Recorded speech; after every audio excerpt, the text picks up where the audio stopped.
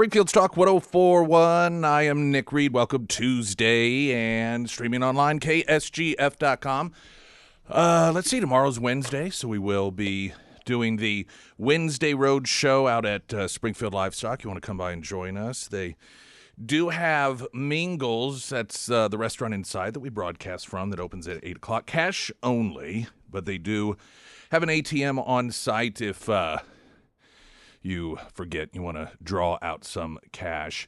All right, so the WNBA has apparently announced that Inez Cantor Freedom and Royce White are ineligible for the draft, but they won't say why exactly. Now, of course, this whole charade continues on.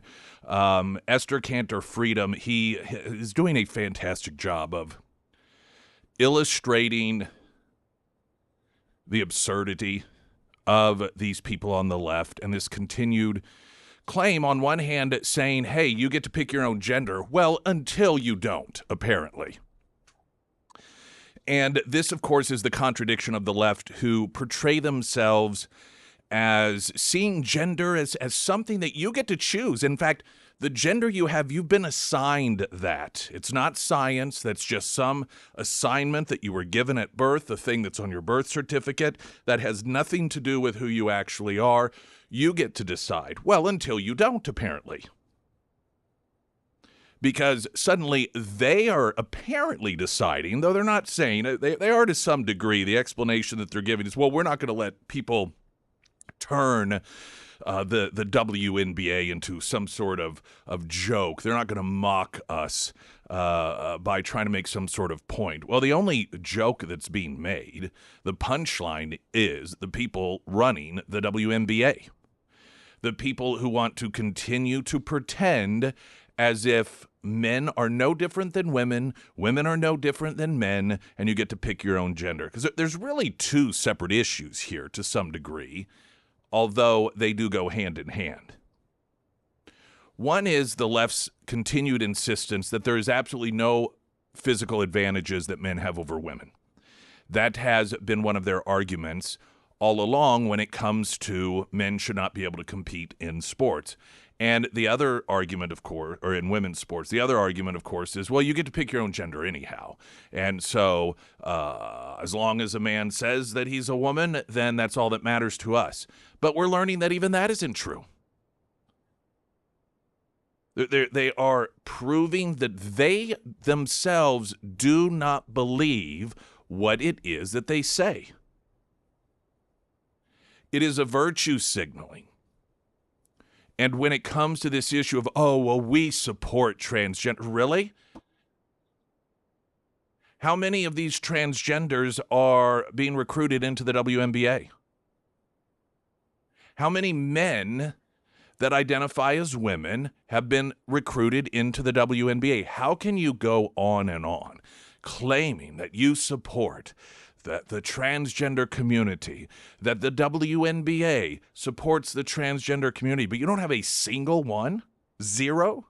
Now, there is a transgender player. It's a woman who had the, quote, top surgery done.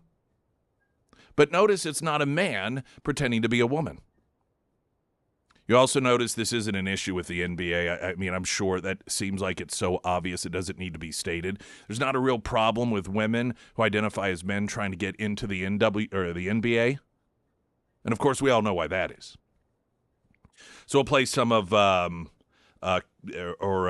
share with you some of what Cantor has stated on this. And actually, Royce White has really they've both been outspoken in their own ways. Royce White is the one that has managed to take every argument that the left makes and uses it himself.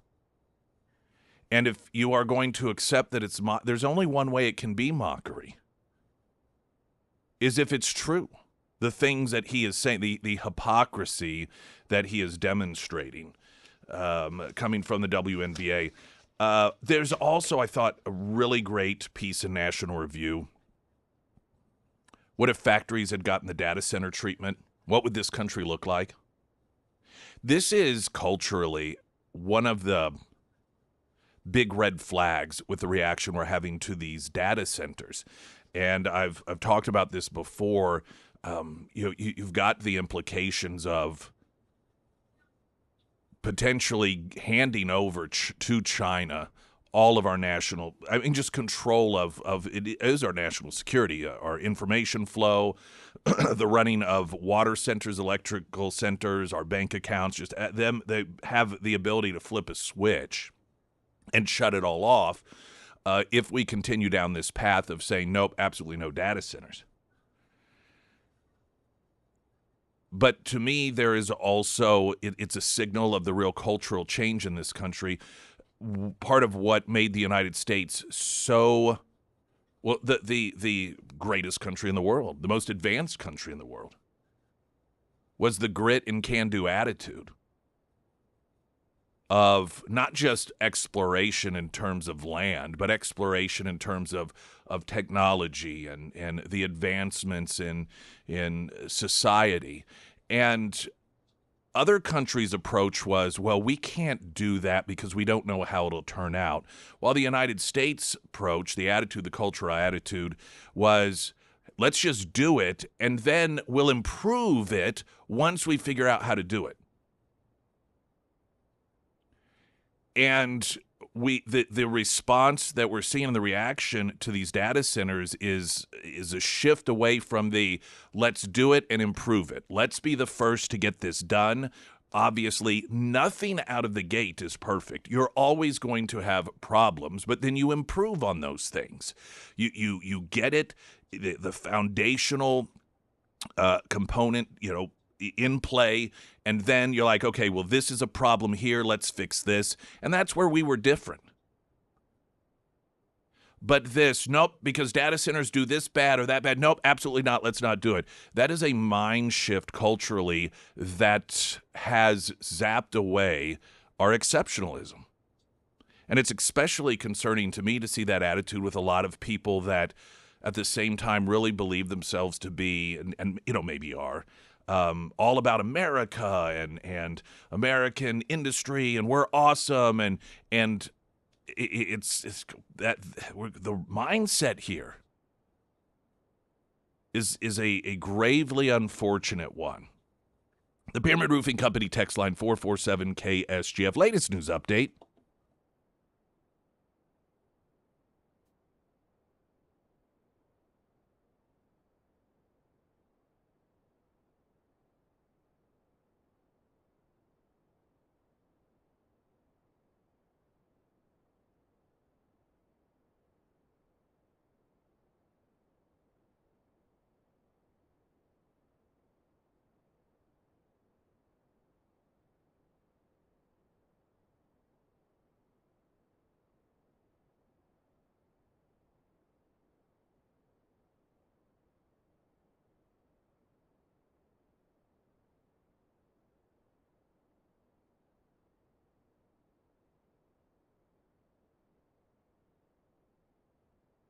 And the first alert forecast from Ozarks First meteorologist Tom Schmidt, sponsored by St. Clair of the Ozarks Home Improvements. Today we'll see mostly sunny skies with a high near 91, heat index values as high as 96. Tonight we'll see a slight chance for scattered showers, otherwise mostly cloudy with a low around 71.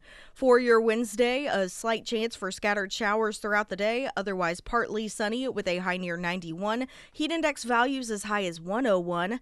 And for Thursday, sunny with a high near 88.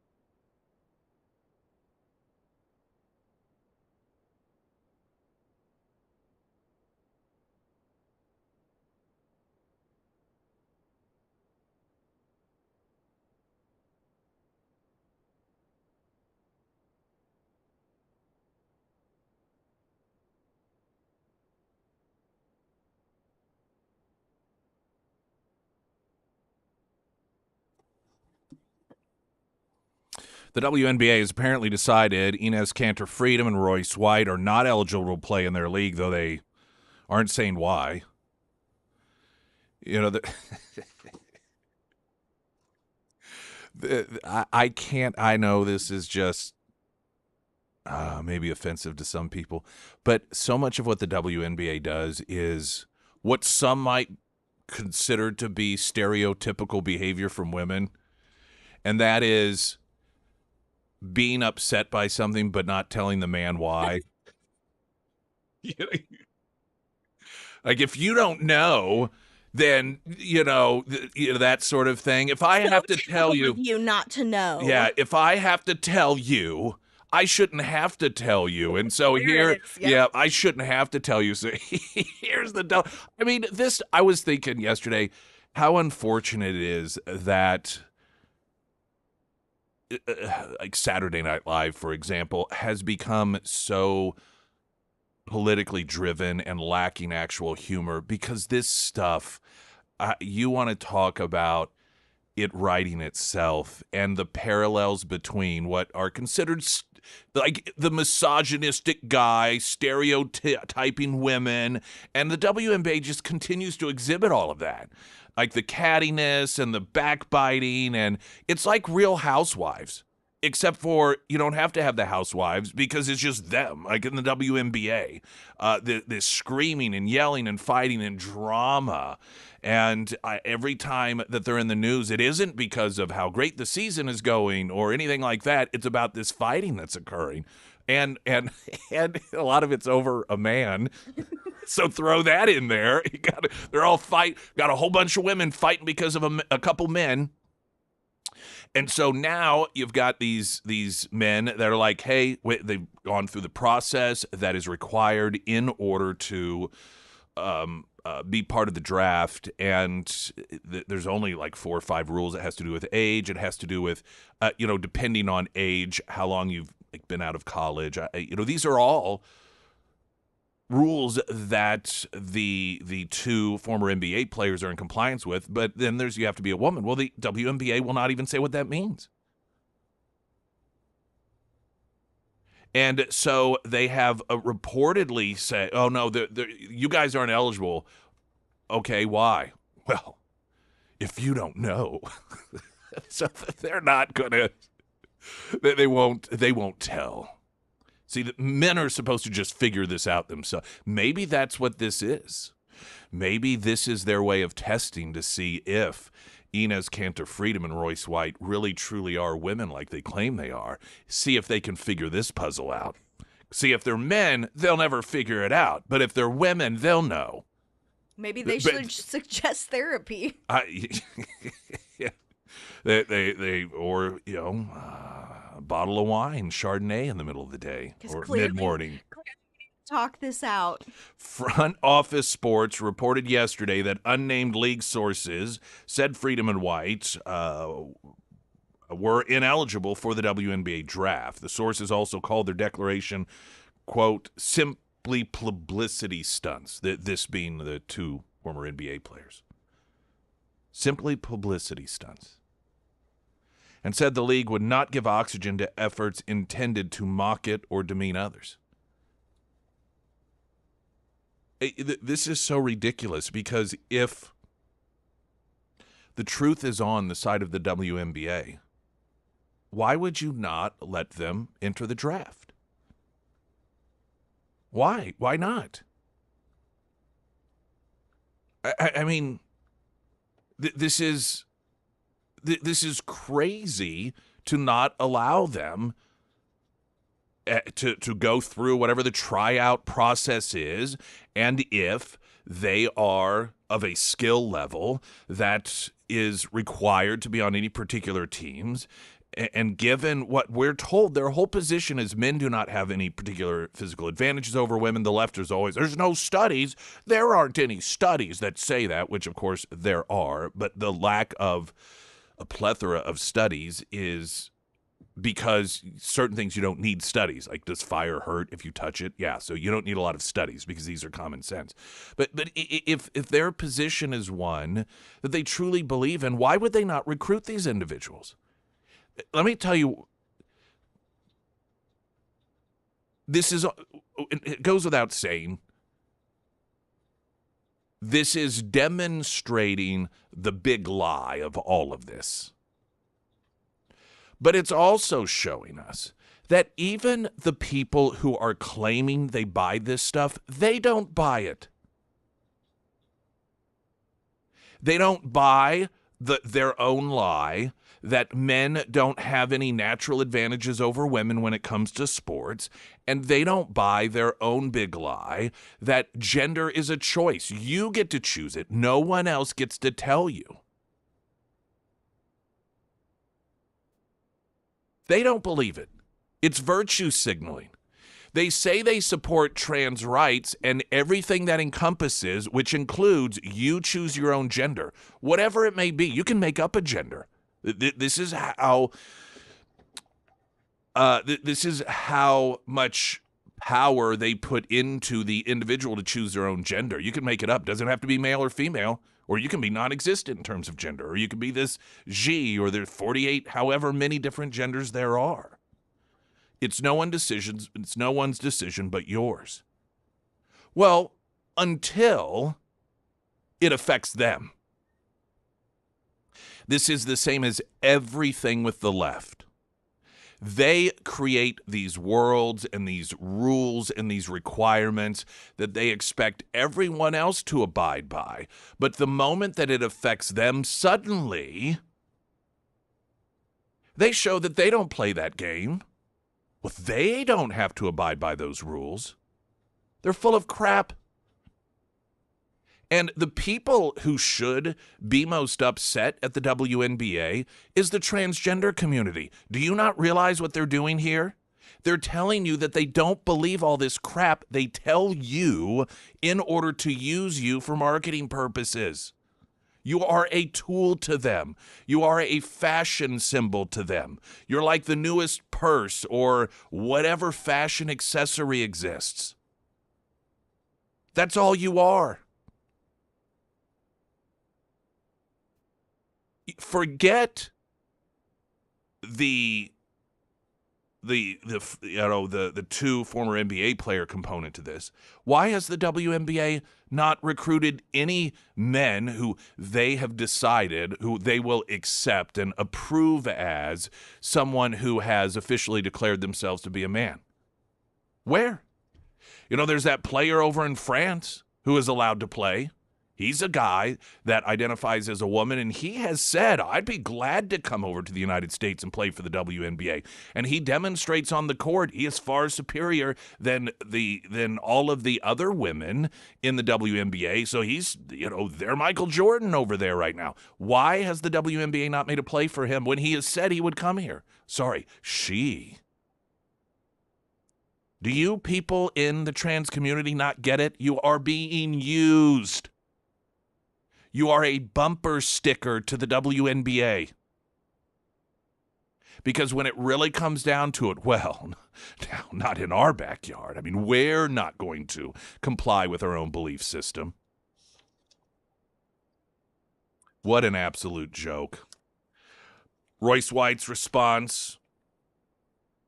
They're really showing their true colors. Everybody was all pride, this inclusion, until Roycia popped on the scene. Now it's get surgery, take hormones, wear a dress. The hypocrisy is astounding. These haters don't care about blacks. They don't care about women X. They don't care about transgenders. Y'all are fake allies. You don't know my struggle. They deny my existence and participate in this trans genocide because I say it like it is. Black women, and it's spelled WOMXN, can't even call a spade out here. Being a woman is an experience. You notice he's saying everything that the left says. It's not biological or scientific. Evolutionary biology is cis, normative, patriarchal, white supremacy. There is no such thing as gender. It's a choice. It's fluid. Like my body is my choice. It's full of fluid. I am both. I am neither. I am beyond. This is my Ladyboy magic era. The moon is in the house of Capricorn.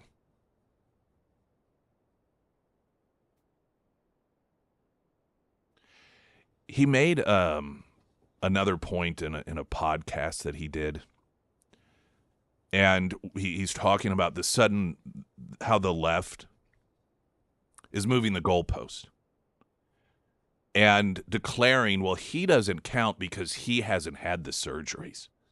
Oh, that's a requirement now. He doesn't count because he isn't getting the hormone therapy. He noted that the people on the left who are constantly pushing the pharmaceutical company pumping in all of these hormone therapies, and that's part of the requirement now apparently to prove you're trans and because it's safe and everything, right, are the same people who are excusing what's her name on trial for killing her 3 kids because she was on medication. The evil pharmaceutical companies. They're just throwing medications at her. That's what made her do it. Yet when it comes to 12-year-olds who are told that they're born in the wrong body, and if they don't take these different medications and medicines from the pharmaceutical company, they may kill themselves. And so they start pumping that. Which is it? You people on the left. You are so schizophrenic when it comes to this stuff. For thinking people, it seems as if it would be exhausting, but that's because thinking people, rational people, would constantly try to justify, okay, well, how can I be for this over here, but then I oppose it over there? What rational people fail to realize, people on the left, they abandon all rationality. It becomes irrational. So you can run around screaming about the need to accept transphobia or the need to protect and be allies of the trans community, but not have a single trans within your organization. All of a sudden, you are the gatekeepers as to what is a trans person. It's because they abandoned, there's no moral compass. Zero. And so it isn't really that difficult. It isn't that exhausting. The only exhaustion is the constant anger and rage that these people are fueled on the left.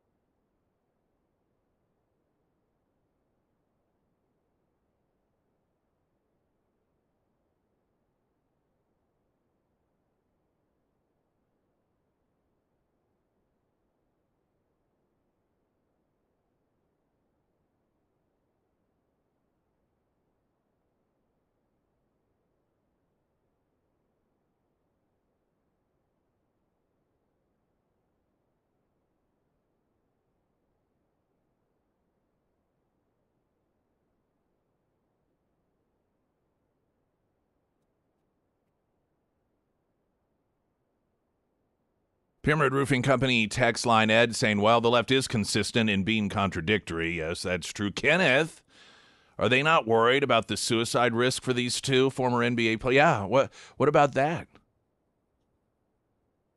Does that not come into play here? It's quite interesting. Speaking of the Pyramid Roofing Company text line, PBR Thunder Ridge coming up Labor Day weekend, and we want to send you. See all the bull riding action plus a concert. Chris Jansen Friday, September 4th. Miranda Lambert on Saturday the 5th. Text the keyword weekend to 417-447-5743 for your chance to win tickets to all 3 days. Details at ksgf.com.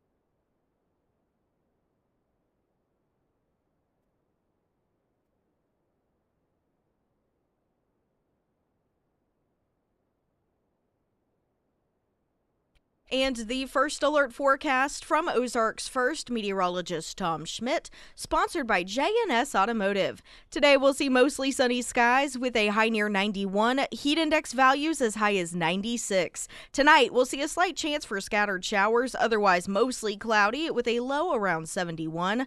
For your Wednesday, a slight chance for scattered showers throughout the day, otherwise partly sunny with a high near 91, heat index values as high as 101. And for Thursday, sunny with a high near 88. Every time either Sophie Cunningham or Caitlin Clark respond to questions from the media about this insanity that the WNBA has created with its transgender stance, they do such a class act job. They are just really, really good at it. And what's amazing is it seems completely natural. After Cantor was ejected from the game.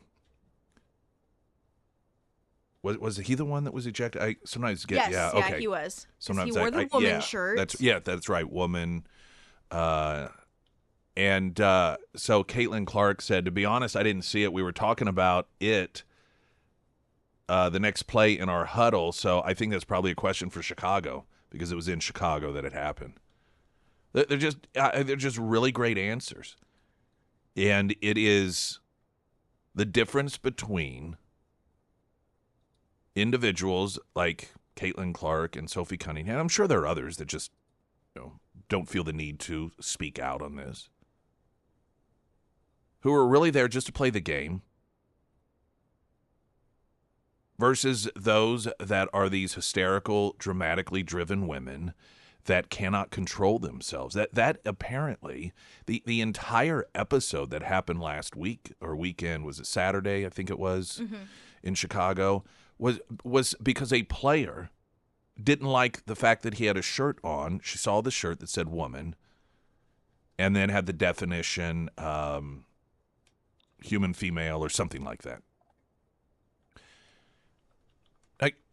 I can't imagine, though I'm not an athlete, you would think focus would be a pretty central part of your gameplay, that would be something you would practice on, you would pride yourself on. And we're not talking about instances that have occurred in the NBA in the past where you've had somebody from the crowd throw, or even as apparently the sex toy thing has made a comeback. A couple of these games in which sex toys have been thrown on the court during the game. Obviously, that is going to be a clear distraction in many instances. But there's somebody out there that's wearing a shirt, and you see it, and you don't have enough composure and enough focus to not go off screaming like some sort of hysterical harpy. To me, I would be embarrassed by that. One other comment on this.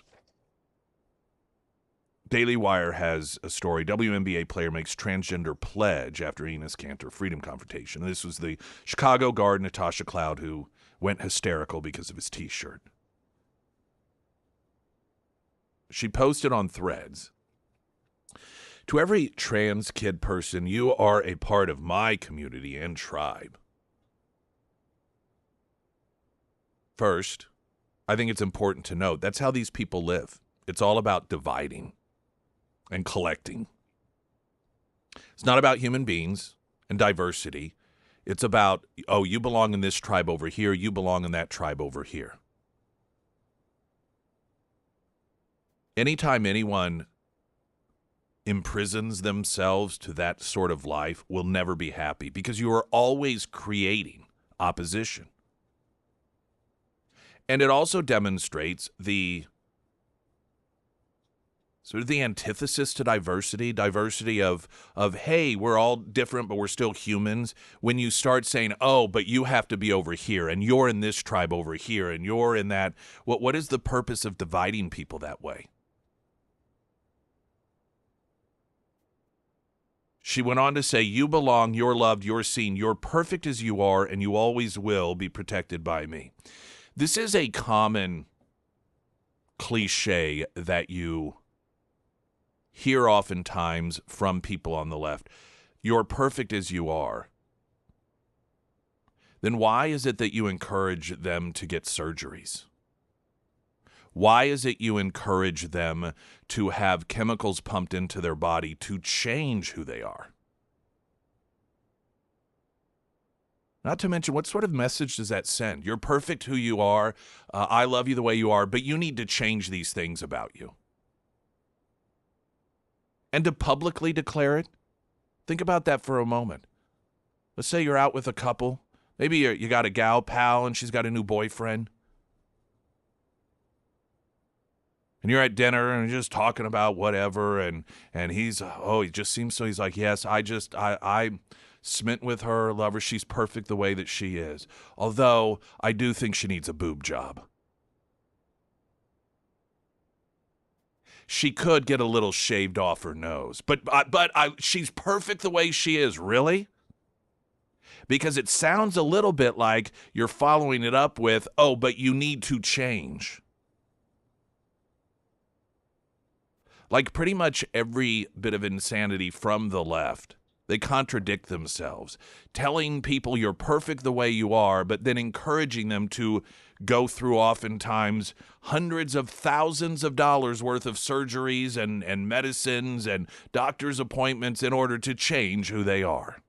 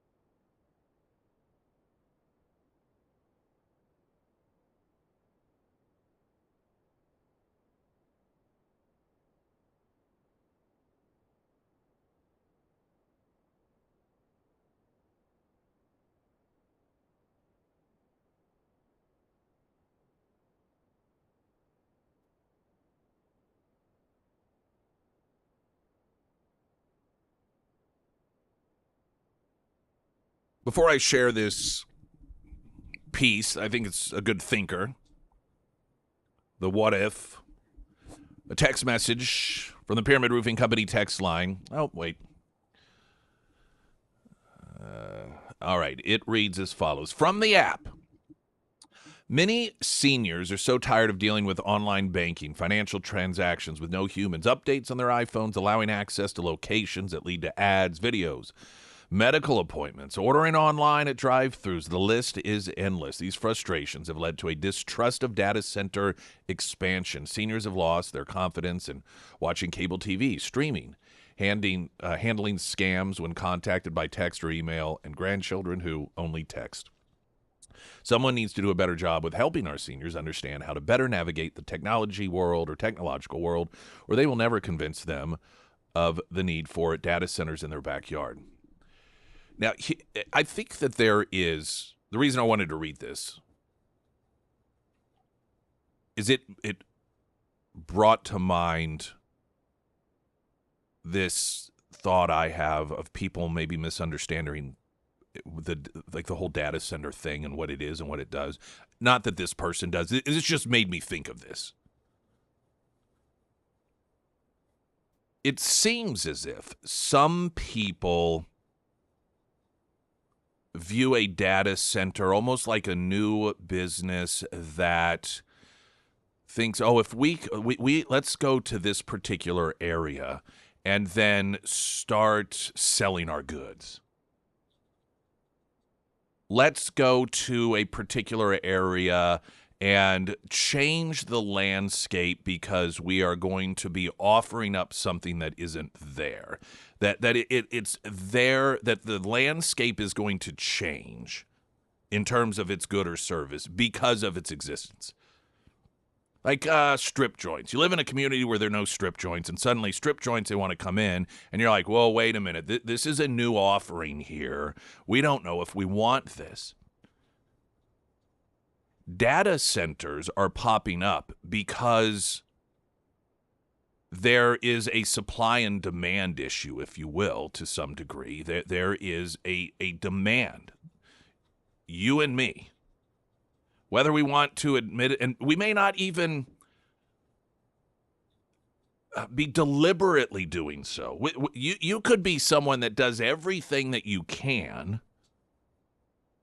in order to avoid utilizing the services that are adding to the infrastructure issue.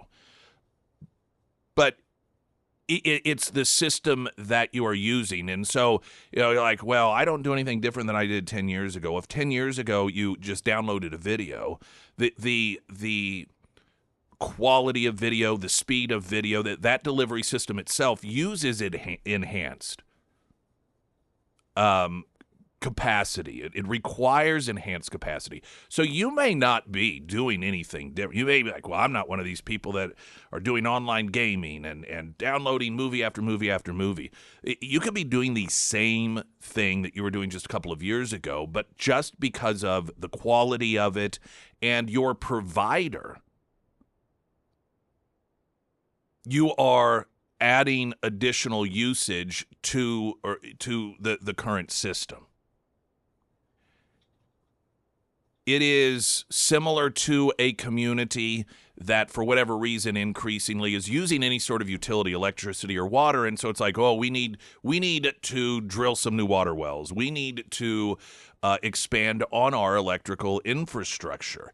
This is something that we are requiring get done because of our usage. And so it isn't as if we're dealing with a landscape in which they're like, I wonder if we build more, quote, data, then people will use it. That's not what's going on here. We're using so much that there is a need for a greater infrastructure in order to house the components that provide us that data, which is why China, frankly, I know a lot of people don't like to hear this, but they are spending a lot of time and effort and resources online sort of, doing the anti-data thing here in the United States because they want it all over. They know what's going on. And they want to control us, and that's one way they can control us. Now, that doesn't mean that suddenly you have to like the idea of a data center being in your backyard, but this isn't some new industry that has popped up and it's like, ooh, here's a new marketplace. I wonder if we'll be able to sell to these people what it is that we have. No, that we're already taking it. The other thing is the data center itself. Data centers are, this is what I equate it to. Well, relics. Relics on Battlefield, just off of Kansas Expressway. It is a big facility that has booths in it, and people rent those booths to sell their wares. That is largely the way that a data center functions. It's infrastructure that is there so that people, companies, can put their servers in it that you already use. Now, some of them may house these massive companies that provide you your data. And they don't want to build the infrastructure themselves. Sometimes it's very smaller outfits or private companies that have their own servers, but they don't necessarily have anywhere in the office to put it, and so they rent out a storage unit. So it's pretty much it's a storage unit facility that different companies that you and I utilize for our data house themselves because they find it to be either financially advantageous or, they just, don't want to create the infrastructure themselves. They're storage facilities. And I think a lot of the perception of this is a lack of understanding that that's what it is we're talking about. This isn't something that is a new corporation or new company that's creating new stuff. There's storage facilities for the units that you are already using. All right, want to take a quick break and see if I can get into, I want to get into this National Review piece. What if factories had gotten the data center treatment?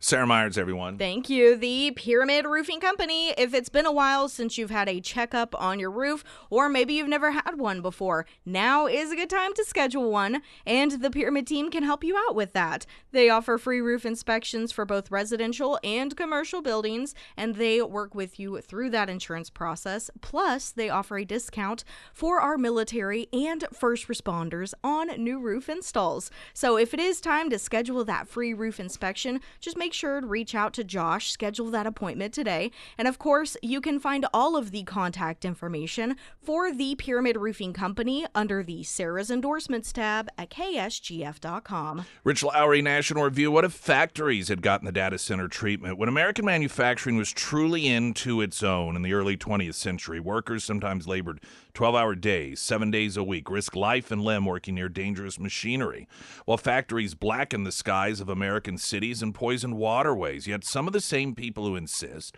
that the American economy needs to re-industrialize to return to a version of those halcyon days can't bear the thought of the construction of industrial-scale computing facilities.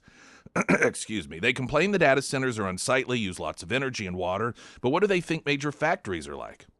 If today's standards applied, we almost certainly never would have built manufacturing facilities at scale for fear of the aesthetic consequences and worry about the collateral damages to communities, which were much more severe than anything we are talking about with data centers. Industrial buildings look pretty in Edward Hopper's cityscapes, and say the Ford Motor Company River Rouge complex had a certain majestic captured by photographers and painters. Otherwise, factories were generally closer, especially when clustered together, to William Blake's dark satanic mills than anything the average local zoning commission would want in their neighborhood. No one ever said, "God, that smokestack looks gorgeous. I wish I lived closer to it." Data centers have caused outrage because they look like big warehouses, but imagine the vapors everyone would have had if they spewed soot over streets and houses, created slag heaps, divided neighborhoods with rail lines and other supporting infrastructure, and packaged workers into nearby subpar housing. AOC thought she had a trump card in the anti-data center case when she brandished 2 jars of dirty water from a house near a data center. That's nothing compared to the Cuyahoga River in Cleveland repeatedly catching fire from 1868 to 1969 as a byproduct of the sort of industry that populists on the left and right look back on fondly. The early 20th century gave us the worst of these sorts of phenomena. They were alleviated in the post-war years. Still, even then, factories inevitably were ugly, used a lot of water and energy, and depended on workers willing to take jobs much more hazardous than service or office work. The claims about data centers using ungodly quantities of water and energy are often exaggerated, but whatever the underlying merits, these sorts of complaints would have utterly doomed old-style industry in America. If we can't tolerate operations using prodigious amounts of water and energy, key inputs of the Industrial Revolution would never have happened. For instance, integrated steel mills. They sucked up an unbelievable amount of water to circulate through furnaces and the like, at their height, accounting for something like 5% of the entire country's energy usage. Where do the Great Lakes go to get all their water back? Actually, much of it was returned in the course of the operation. The same is true of closed-looped data centers. Paper mills would have been a complete non-starter given the quantity of water needed to wash and bleach pulp, dilute the fiber, generate steam, etc., not to mention the energy necessary for chipping and pulping wood and drying finished sheets. Aluminum smelters, the largest of which used as much electricity as a city, forget about it. Chemical plants, oil refineries, electric power plants, a different category of operation, but one that can use great quantities of water? Nope, no, and no. We hear much about the arrogance of the titans of big tech and how it explains or justifies opposition to data centers. How does their high-handedness compare to the industrial titans of yore? Well, we haven't heard of any tech companies locking out the workers building their data centers, then sending in Pinkerton guards for a gun battle with the resisting electricians and plumbers until the National Guard finally occupies the jurisdiction and reestablishes order. That would be what Carnegie Steel did during the 1892 Homestead strike near Pittsburgh. Labor strife was significantly reduced in the post-war era, but such unrest was part and parcel of the wave of industrialization that created the golden age of manufacturing in the United States. If the standard is that we won't embrace industry-scale projects if the people pushing for them are a-holes, presumably we would have rejected many manufacturing operations that provided blue-collar workers reliable, relatively well-compensated employment in the 20th century. I'm going to skip over some of this, and we'll post it just in the interest of time here. But they finally wrap up the piece, Rich Lowry does, noting one of the advantages of the mass manufacturing revolution at the time is that it was at the technological and economic frontier, where large-scale productivity gains and national power are forged. The AI revolution is on a frontier now, and it should be considered a minor miracle that an economic phenomenon all about computing power is driving a blue-collar construction boom. What's not to like? We never would have become the country we are now if the response to the physical assets necessary for economic growth and good blue-collar work had been not in my backyard. Listen, here's the difference between our approach during that era and what made America great versus what it is now. We did it, and then we figured out how to improve it. We did it with the automobile. We did it with steel mills. We did it with paper mills. I mean, all over the place. It was like, okay, we need this. We got this industry. It's something that is going to be good. And then it was fixed. The flaws were fixed over time. And what is worrisome is the new attitude appears to be when we see data centers is not to build it and then improve on it, but just say no altogether. And that wasn't the American way.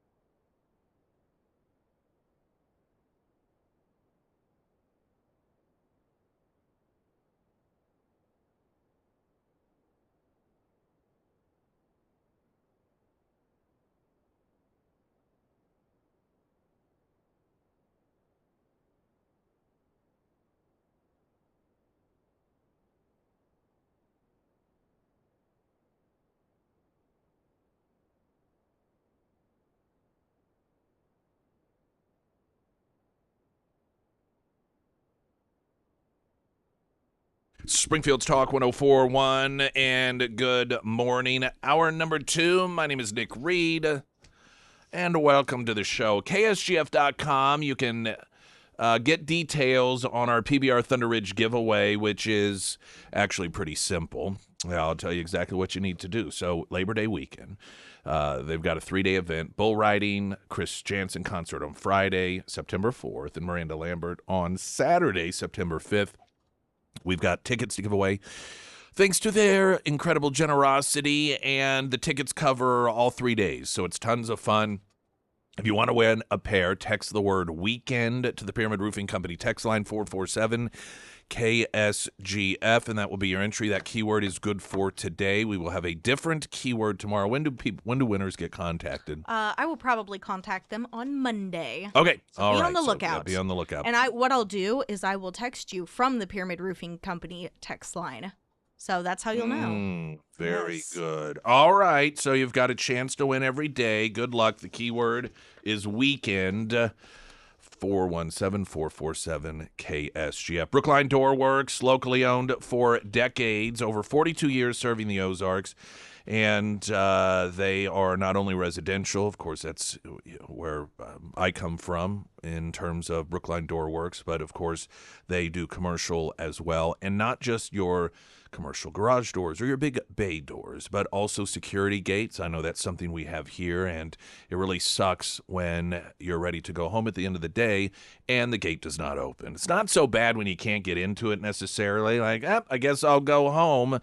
But if you're locked in and it's a Friday, what a hassle that is. Bonus, 24/7 service, 365 days a year with Brookline Doorworks. Keep them in your phone. Keep them bookmarked, brooklinedoorworks.com, also under Nick's endorsements at ksgf.com. Latest news update.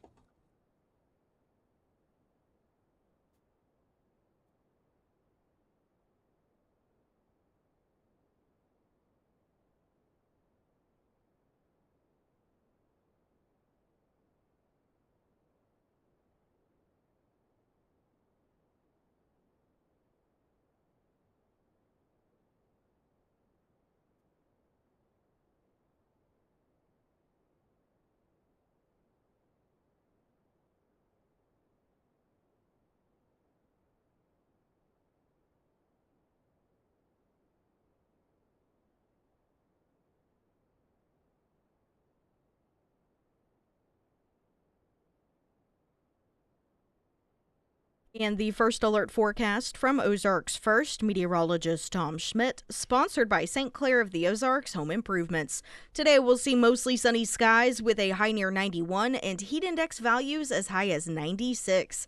Tonight we'll see a slight chance for scattered showers, otherwise mostly cloudy with a low around 71. For your Wednesday, a slight chance for scattered showers throughout the day, otherwise partly sunny with a high near 91. Heat index values as high as 101. And taking a look at Thursday, sunny skies with a high near 88.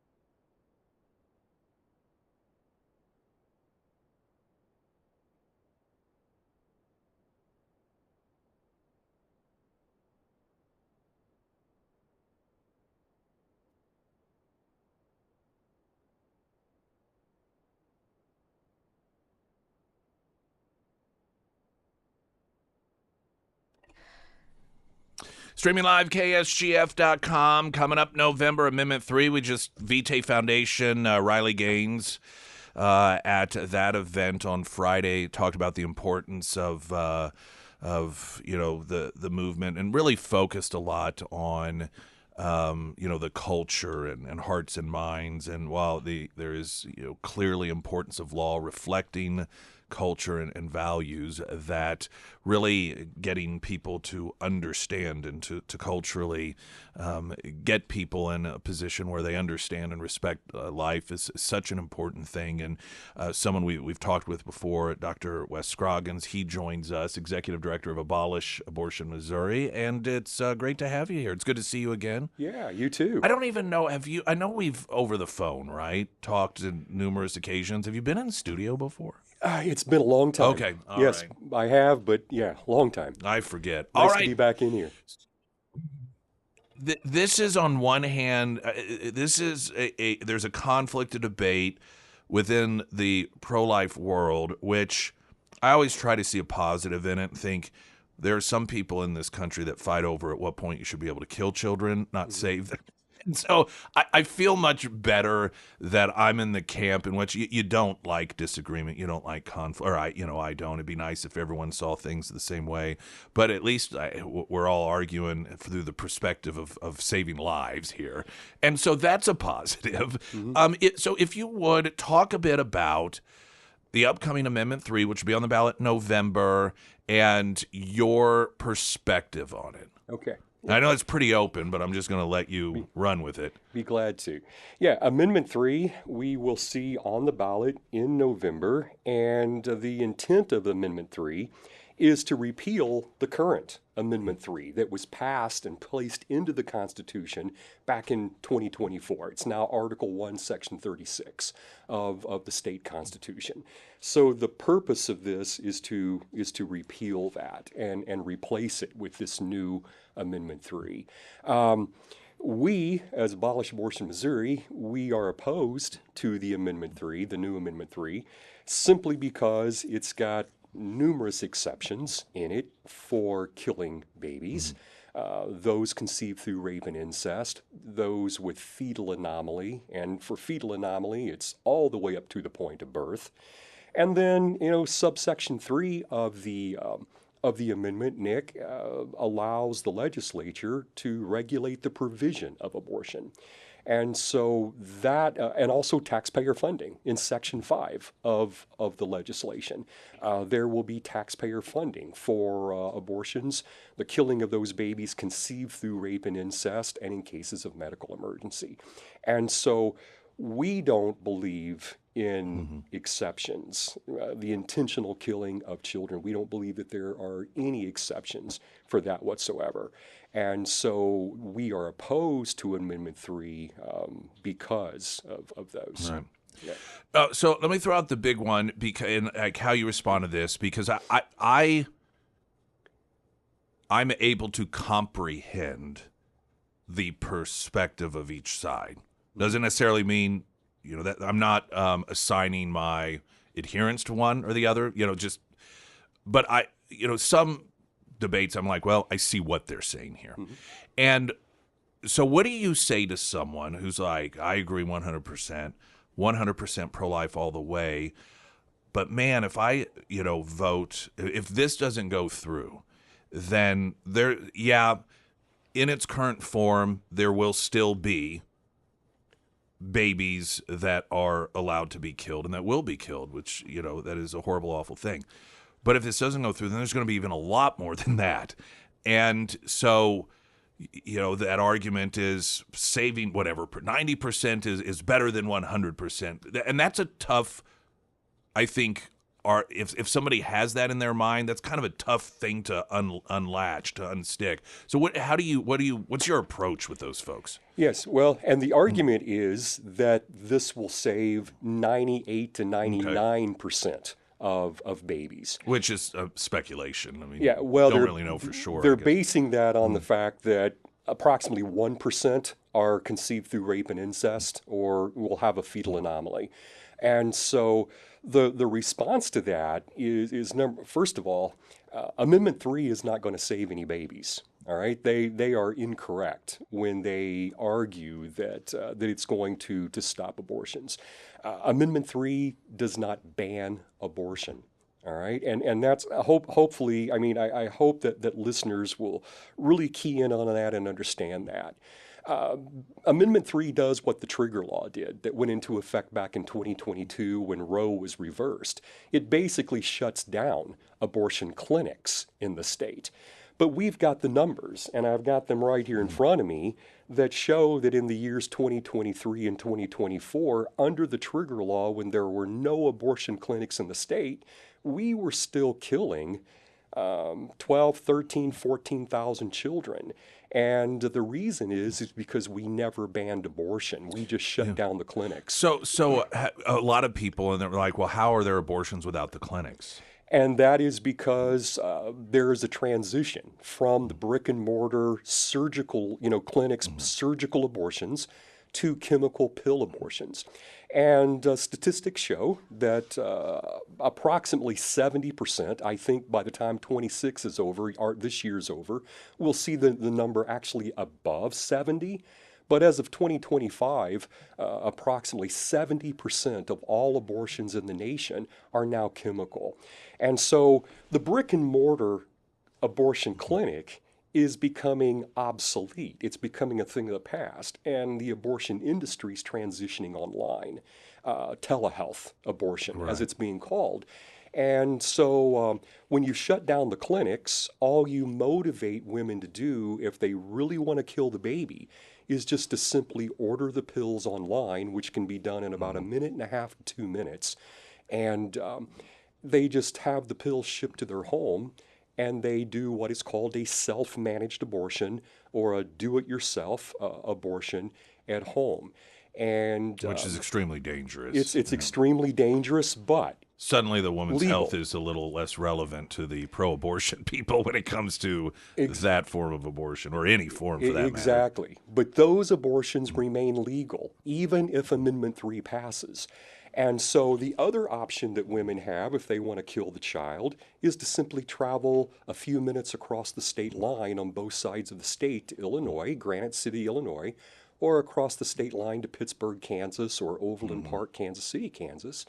And we know that in 2023 and 2024, when the abortion clinics were closed in Missouri, abortions in the state of Kansas went up 99%.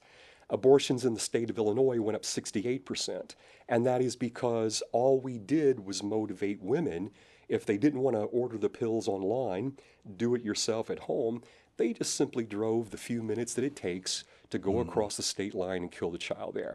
So Amendment 3 actually does not have the ability to save one child whose mother really wants to kill it. She will be able to get a legal abortion any day that she wants to. We are talking with Dr. Wes Scroggins, the executive director of Abolish Abortion Mo. Is that what Missouri, it is? Yeah, yes. Missouri.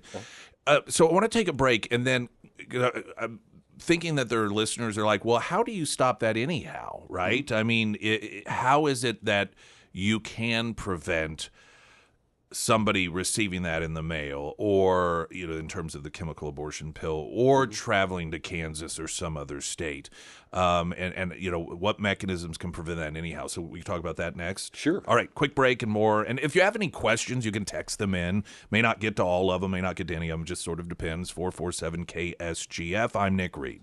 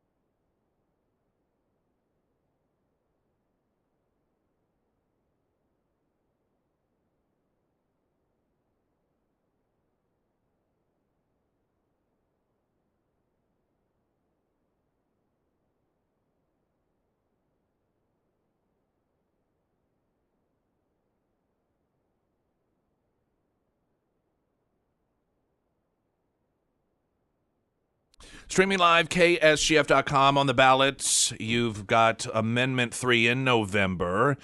And this is something that a lot of folks, there's been chatter about, conversations about. We didn't really want to visit it until after the last election so as to not confuse people. And I know people actually were already confused because I remember before the August vote, my mom had called and she said, "What is the Amendment 3? I see signs in this Amendment 3." And so it was confusing, but Yes. it's actually on the November ballot.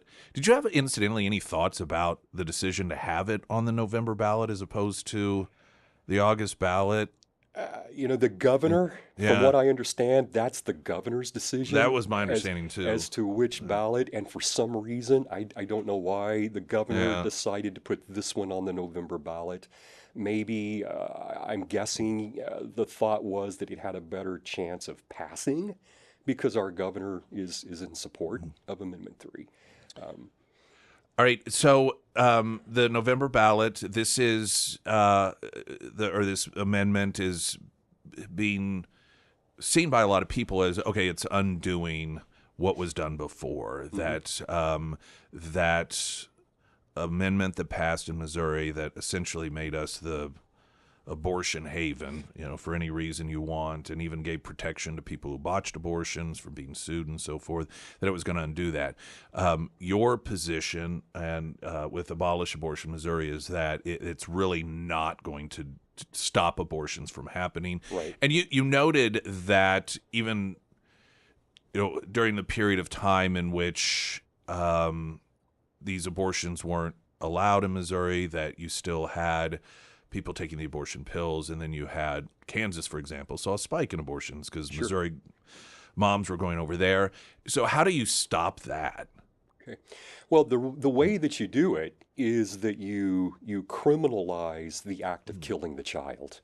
And see, that's what, pro-life movement legislation has always failed to do all of these decades. And that's why, we've never brought an end to the killing of these children, is because we've never went to the point where we've criminalized, where we've made the killing of these children murder, the same as the killing of a born person. We've always treated them differently, Nick. And Amendment 3, that is a part of the ideology that underlies Amendment 3, is that there's something different about these these preborn babies that make them different, and they don't deserve equal protection under law. But the way that you stop that is to recognize them as persons. Personhood. You grant them personhood and equal protection under the law, which makes killing them a murder, just like killing a born person, you and I. And so, I'm not a real advocate of going after pills, right? I mean, I think there's very little that we can do about Sure. the pill chemical abortions. And here's why, is because most all of the pills that are mailed into this state either come from out of the country, from an organization called Aid Access, which is European-based. We're not going to be able to touch them. Or they come from organizations that are in U.S. shield states, like New York, Massachusetts, California, that have state law that protects, it shields and protects those organizations from prosecution. So, and I think it's just the wrong issue anyway. Let's just criminalize the act of killing the child. Now, in the case of going out of state, we have conspiracy laws. And although, yes, it's true that if the murder takes place in Kansas or Illinois, they would have to be prosecuted there for the murder. We have conspiracy laws for conspiring to commit murder. The plan was hatched here in Missouri. And so you could hold any person accountable who takes part in the killing of that baby. You could hold them accountable, hopefully, or at least in theory, right? If the evidence was there, they could be charged with conspiracy to commit murder, which is a felony crime. And that's the way that you stop the killing of these children. It's by making it a crime. One of the arguments for people that take the pro-life side and then have the exceptions that are in there, or no, actually, let's not even talk about that. The prosecution of the mom. Mm-hmm. That, like, if there is for a lot of pro-life people, if there's like, well, except for this one thing, that seems to be it. Mm-hmm. And I find it interesting because, to me, if you acknowledge, like, you're like, oh yeah, this is the killing of a child, Mm-hmm. it to me makes sense, right? Like, It's logical. It's logical. Mm-hmm. I think that our culture has done such a good job. The pro-abortion culture has done such a good job of making people, even pro-life people, somewhat, maybe not comfortable, but less outraged by abortion, that they find it uncomfortable to want to punish the mother. Yes. And there's almost, I believe, a logical argument that the mother should, it's like if you hire somebody to kill someone, who should get the greater punishment? The person who does the hiring or the hitman? That was, and I mean, that's a real debate that oftentimes is had. And so to me, logically, that makes total sense. But there's a recognition that people have is like, yeah, that may make sense, but that will never, ever, ever pass. People who are pro-life will say, well, but we're not going to do that. Mm-hmm. And so that is, you might as well forget about getting anything meaningful done because of that. So how do you tackle that? Well, I mean, it is an uphill. Yeah, it's an uphill fight. Like I said, I mean, I express my battle. belief, but I get it. I get the difficulty of convincing people to see it my way. But that's what we have to do. You hit it. I mean, we've had 50 plus years now, and I'm going to say it this way, of the pro-life movement teaching us that it's okay to kill babies, because they've always made exceptions. Always made exceptions for killing children. A3 does that, as we've already noted. Right here you see another example of this pro-life movement incremental legislation that makes these exceptions. So we've been taught, right, that it's permissible under certain conditions.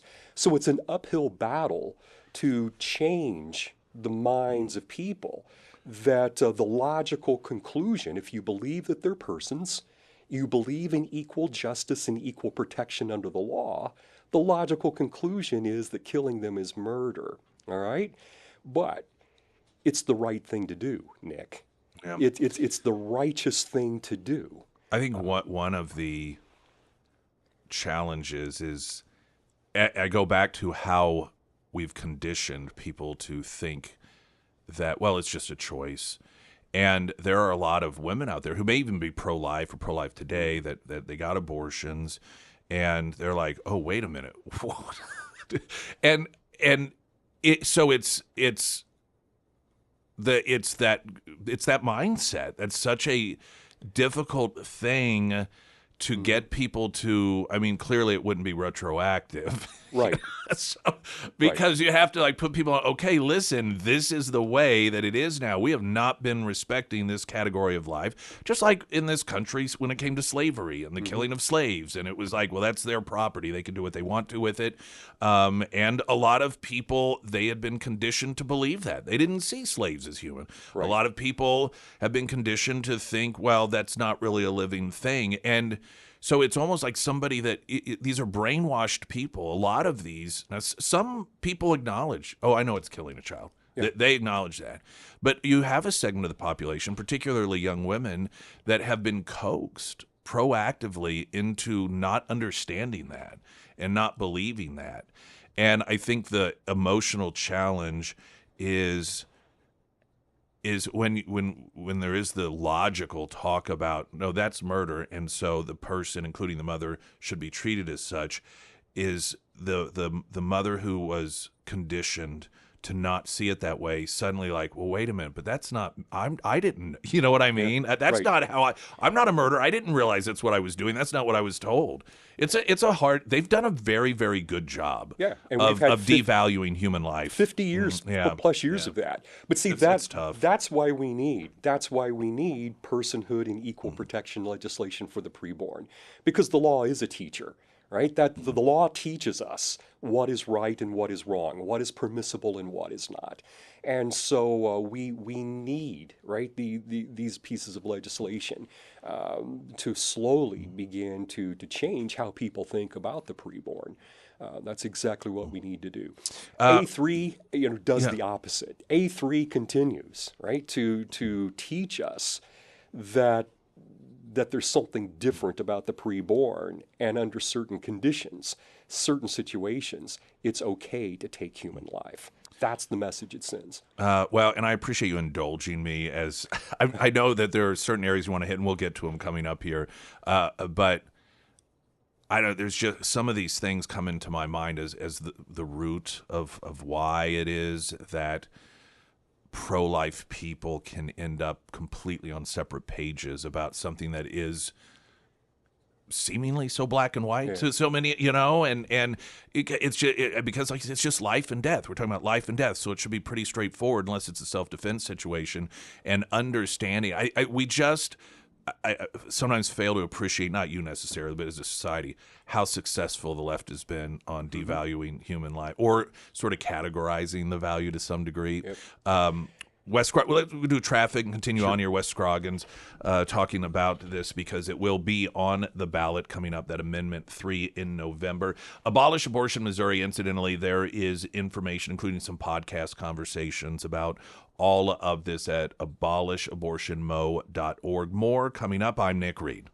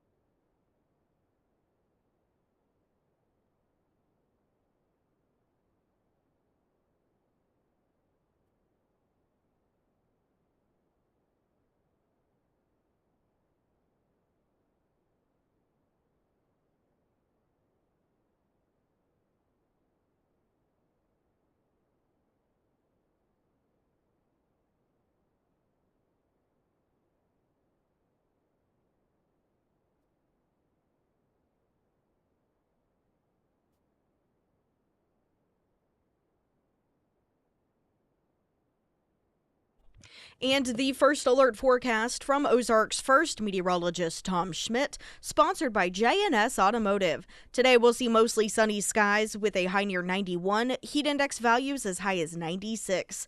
Tonight, a slight chance for scattered showers, otherwise mostly cloudy with a low around 71. For your Wednesday, a slight chance for scattered showers throughout the day, otherwise partly sunny with a high near 91, heat index values as high as 101. And for Thursday, sunny with a high near 88. Wes Scroggins with us, and we are talking about a really lighthearted, fun issue, abortion. Abolishabortionmissouri.org is the website, and there is going to be on the ballot an amendment that is presented as undoing the constitutional amendment that got voted in a couple years ago that just made us a wonderland of abortion for any reason you want to, and there are many that are arguing, and Wes Scroggins is one of those that listen, that this actually isn't good, that this isn't really going to change the landscape much, but some people are like, well, not only is this better than nothing, that it will save some, even if it saves one life, that is one life, and that is far from perfect, but once we get it in, however, then it can be fixed. We can improve upon it. It's important to sort of get it in there in its current form. We think that will pass in that form, and then we can improve it. So what do you say to those folks? You've just raised two of the other main supporting arguments that proponents make for supporting A3. And let me just address the last one that you mentioned there first, the argument that we can go back and fix this if we can get it passed.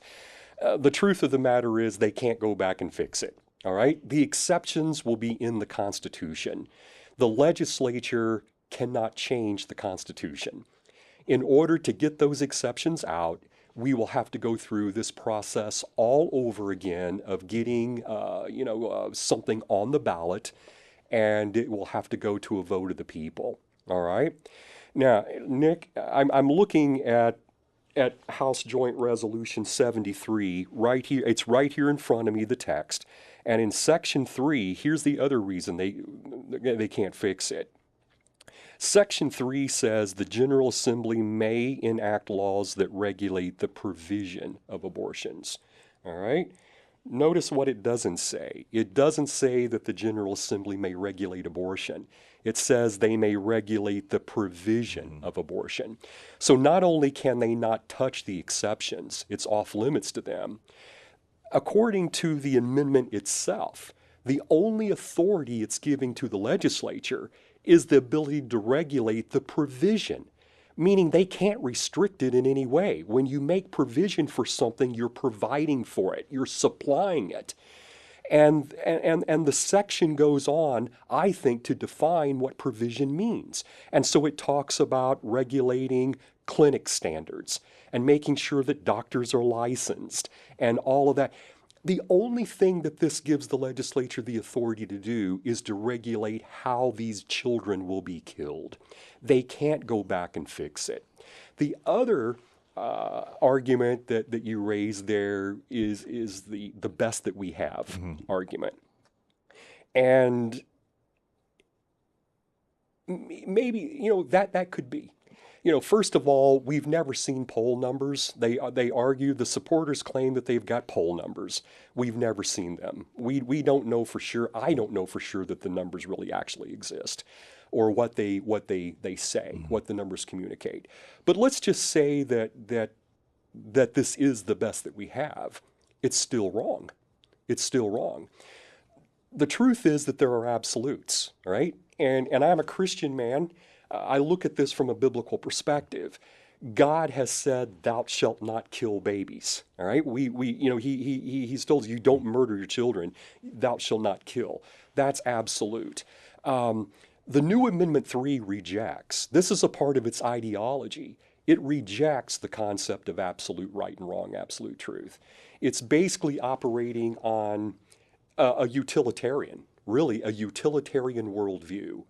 That argues that, under certain circumstances, under certain situations, it's okay to do what God forbids. If it leads to a greater good, meaning if it reverses, and repeals the current Amendment 3, then it's okay to kill these children. That's a lie. That's not true. There's, what God has forbidden, there's nothing that makes that right, even if this is the best that we have. And so this is based upon a worldview that rejects absolutes. It does. And it also rejects the concept of God-given inalienable rights. And that should scare us all. I mean, one of the things that underlies the freedoms and the liberty, right, that we have, and that the Constitution protects those liberties and freedoms, is this concept, this principle that our rights that we enjoy as human beings come from God, that they're inalienable, and that we can't mess with them. Think about it, folks. Amendment 3 rejects that. Amendment 3 basically says rights can be determined by voters. When we come to the point that rights, including the right to life, can be determined at the ballot box, we have rejected the concept of God-given inalienable rights. We're basically saying, Nick, that they don't exist. And that puts the liberty and the freedom of all of us at risk when our rights are just a vote of the people away. We're talking with Wes Scroggins. Going to get another traffic update. And I'm also going to just, during the break, I'll read through some of the text messages. I suspect you've already probably answered. That a lot of times happens. I'll go through when we have a guest and 80% of these have already been answered. But if there are any that haven't, then we can go through those. Abolish Abortion Missouri is the organization. Wes Scroggins, executive director of it. The site, abolishabortionmo.org. More coming up. I'm Nick Reed.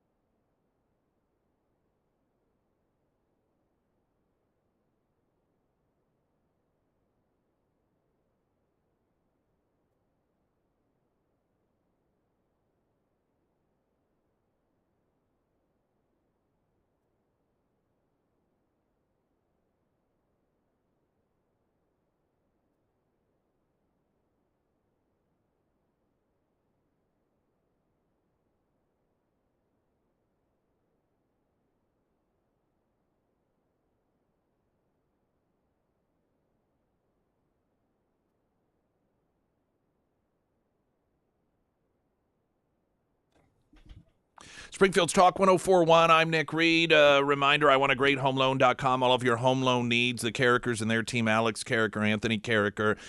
We talked with Alex on Friday. He joined us out at Scramblers, and we noted that his cell phone number, along with Anthony's cell phone number, is at the top of the page. And a lot of times, when are the open houses you see? It's Sunday, 2 to 4. And one of my favorite reviews that someone had posted, it was a Saturday, and they we found our dream home. Wouldn't you know, it's the weekend. Well, if you get your home loans through your traditional financial institutions, you're kind of screwed, for lack of a better term. You just better hope nobody puts an offer in before you are able to get in touch with your loan officer on Monday.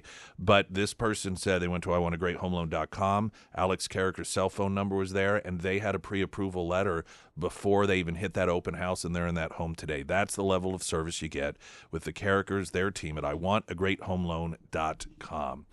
Okay, so I'm going to summarize some of these here, although one of them I'm actually going to read word for word because I'm not sure I understand it exactly. You may.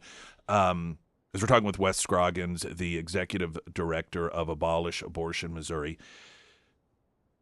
So the argument that the way that it, if I understood this correctly, and you can correct me, that the way things were, like abortions were occurring anyhow, right? Even whenever they weren't supposed to. And that this won't make any difference. And somebody was asking, well, how does that, it seems to conflict with the fact that, I mean, Planned Parenthood, why are they doing abortions again? You know, why is it they weren't, but now they are if you know, the perception is they're doing it now because of the amendment that passed. So why would repealing it not then stop them from doing it? Repealing Amendment 3 will stop abortions in abortion clinics. Abortion clinics will close down once again, just like they were in 2023 and 2024. When it comes to the chemical pill abortions, will doctors be able to prescribe those in clinics in Missouri? No. So that will be prohibited. But what we have to understand is that that doesn't ban abortion. It only bans a method of abortion. Or doctors prescribing pills.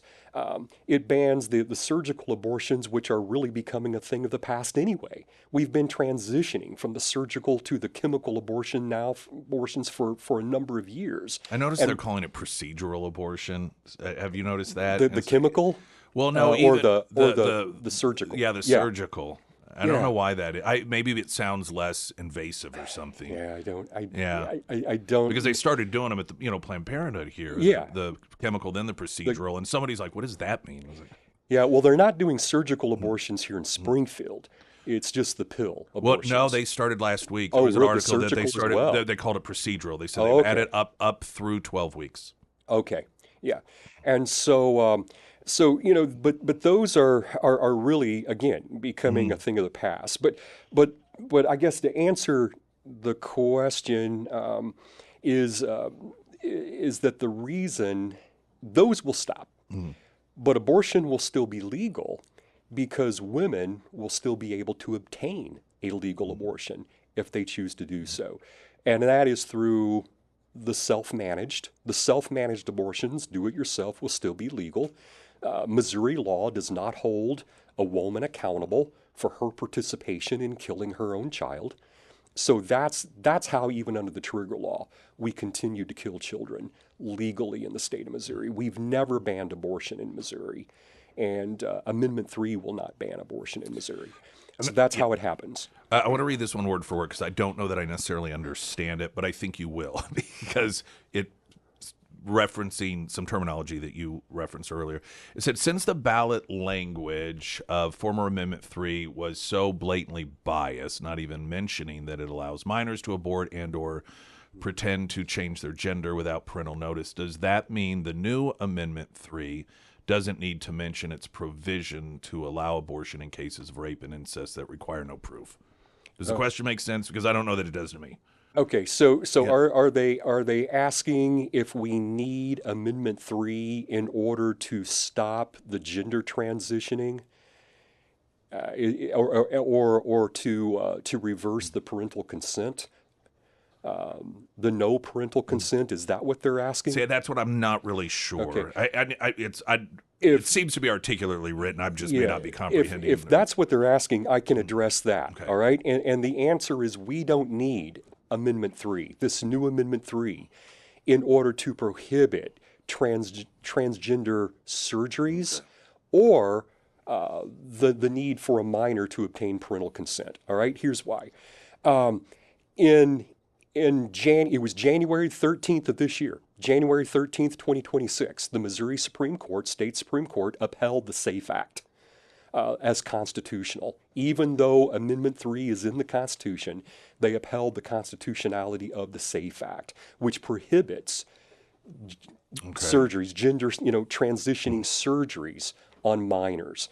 So we do not need it. Now, parental consent, my understanding is that state court determined in October of 2025, nearly a year ago, that is nearly a year ago, right? Okay. That the parental consent requirement in Missouri law even is still constitutional, and it was upheld. So even now, right, minors, from what I understand, you still have to have parental consent. So Amendment 3 is not needed in order for those things to be required or prohibited. Want to get one last traffic update and then final thoughts that you have for folks. And again, Wes Scroggins with us. The site is abolishabortionmo.org. Wes is the executive director of Abolish Abortion Missouri. Springfield's Talk 1041. I'm Nick Reed.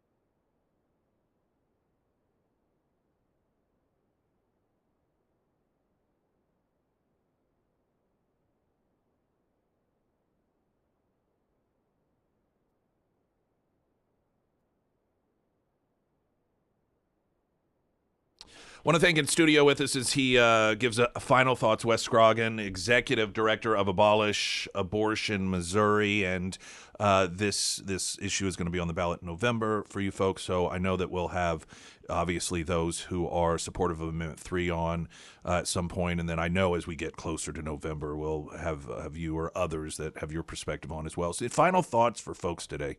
Sure. Well, I believe that Amendment 3 is bad for Missouri, right? I mean, killing babies is an abomination before God, and it's not good for any society. And so Amendment 3 allows for that. I mean, it says right here in the amendment, Section 3, the General Assembly may enact laws that regulate the provision of abortion. So it's recognizing that abortion will be regulated in the state of Missouri if passed. It's not banning abortion in any way. It's built, Nick, upon an ideology that's false, meaning that the ends justify means, and that right and wrong is relative, situational, rejects the concept of God-given inalienable rights. And in terms of the legislature being able to fix it, they can't. It's even if it's the best we got, it's still wrong. And lastly, just let me say, again, it cannot save one baby whose mother really wants to kill it. She will have the right to kill that baby if she chooses, the right of choice under Amendment 3. It's bad for Missouri. If you miss any of the conversation this hour, which I know so many of you probably did tuning in part of the way through, we will have this up in the podcast section. If you also go to abolishabortionmo.org, there are podcasts on there, which of course have a lot of conversations as well. And like I said, particularly for something that it's never fun whenever people that are on the same side of an issue have very stark disagreements over the best way to go about it. But I default back on at least we're on the same ideological side of what is right. It's the side of life. It's clear disagreements over which way is the best way, but I'm just glad I'm not fighting on the other side of, well, at what point do we stop killing them? That sort of thing, and making a position somehow of virtue out of killing unborn children until birth and then applauding it, as we sadly saw recently with the governor of Massachusetts. Wes Grogan, thank you so much. Really appreciate it, and I know we'll be talking to you again before November. Yeah. Well, thanks for having me. You bet. News in 60 seconds. I'm Nick Reed.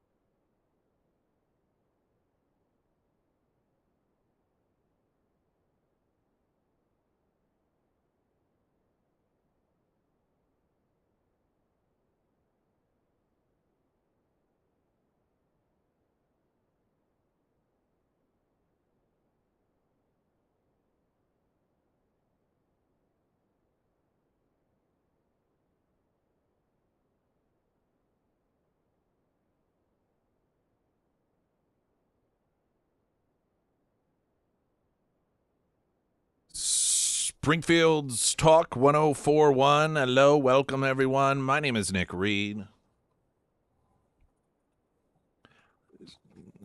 The previous hour, having the discussion about upcoming Amendment 3 and what the perspective of Wes Scroggins, who joined us, executive director of Abolish Abortion Missouri, and that it doesn't really truly reflect a pro-life perspective, and that it wouldn't really truly eliminate abortion.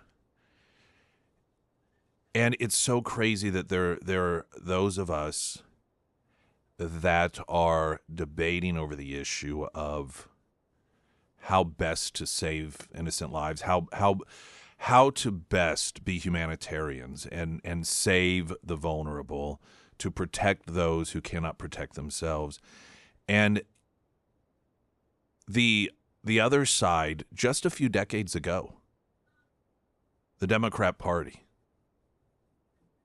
when presenting their position about abortion, the Democrat Party was filled with many pro-life elected officials, and then those that were pro-abortion, the phrase that they always used was safe and rare. And this was a big issue during the Clinton administration, and the Democrats under the Clinton administration really pushed that safe but extremely rare circumstances. But the more disturbing change is the attitude. If you go back and you watch Democrats in the 90s talk about the issue of abortion, they did it with a somber presentation. They discussed it in a way that suggested they understood that it was not a good thing. They recognized perhaps even that it was taking a life, though they didn't necessarily verbalize that. The way that they talked about it, the tone so often, and I'm not talking about the angry stuff, but when in the 90s they would talk about making it rare, making it the sort of thing that really doesn't happen that often, but if it does, we have to do it in a way that is safe for the mother. And there was this heaviness in the discussion. There was this reflection of a recognition, even amongst those who supported abortion in some instances, that this wasn't a good thing. It certainly wasn't something to be celebrated. And you fast forward to the left today when it comes to this issue. It's wicked, it is evil, it's demonic. Even here, we talked about a fun little TikTok video that people at the Planned Parenthood made to announce that they were once again going to start doing abortions, and they were smiling and just sick, evil. In Massachusetts, it was almost something, the visuals of a female governor surrounded by women laughing, giddy,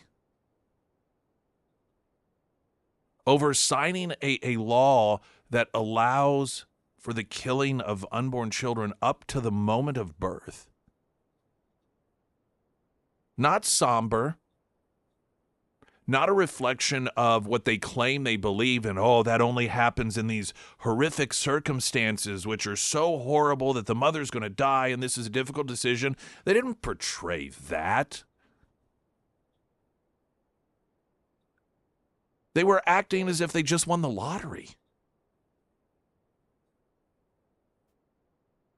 Slapping one another on the back, smiling, laughing for photos. That's demonic. And is it any surprise that we have gone from, politically speaking, it's obviously the Democrat Party, from, with people on the left in particular, safe but rare, celebrating doing a photo op. That wasn't, by the way, legislation that was, as oftentimes is done, signed behind closed doors. They held a press conference, invited cameras to be there to preserve the moment. They've gone from, when it comes to this issue in this country, safe but rare, to a celebratory atmosphere of committing the act all the way up until birth, to having hundreds of people showing up for this murder trial, this woman who murdered her own children. And on social media, acting as if, listen, it's one thing to sit back and see a case like this in which there is a belief that pumping a human being full of medications can make you lose your senses about yourself, and to even potentially believe that they drove her out of her mind, and she was trusting doctors and psychiatrists and whomever was, giving her all these drugs. And it's one thing to see that and to think what a horrible, awful situation, which is just so bad and awful. But that isn't even what's going on. There are people justifying it, acting as if this is some sort of patriarchal situation where, once again, the man thinks that he can, imprison a woman just because she kills her kid. And it has become this celebrity situation in the minds of some people. What is next, really? What's next? For those who not only don't value life, but celebrate and embrace the belief that certain people have the right to just eliminate other people because they're inconvenient, they don't want them around, whatever the reason. I mean, what is the next step? We've gone from human life, safe but rare. We've gone from illegal, other than even before Roe v. Wade, if a mother was going to die, abortion was not illegal. We've gone from that to, rare, to up to birth, to creating some celebrity cause out of a woman who killed her own children through the lens of, somehow she almost has the right to do it. You just don't understand. And again, I'm not talking about somebody who snaps and goes psychotic because they're pumped full of drugs, if that were the situation, and people can discuss and argue that. But we're seeing something much more demonic than that. And that grouping, that culture of human beings in this country, what are they going to be cheering on 20 years from now? I can't and don't want to imagine, but I recognize that I'm going to find out, and we all are. We've got weather coming up, news as well. The Pyramid Roofing Company text line 447 KSGF. Now the latest news update.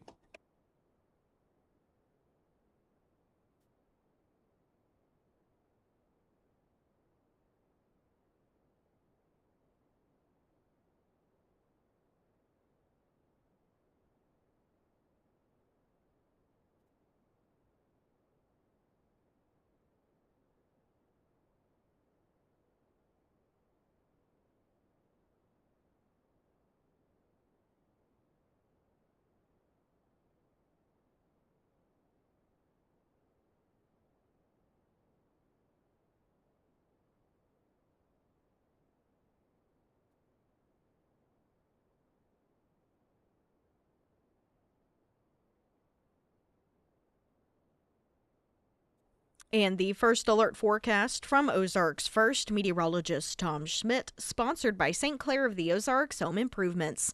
Today we'll see mostly sunny skies with a high near 91 and heat index values as high as 96. Tonight we'll see a slight chance for scattered showers, otherwise mostly cloudy with a low around 71. For your Wednesday, a slight chance for scattered showers throughout the day, otherwise partly sunny with a high near 91, heat index values as high as 101. And for Thursday, sunny with a high near 88.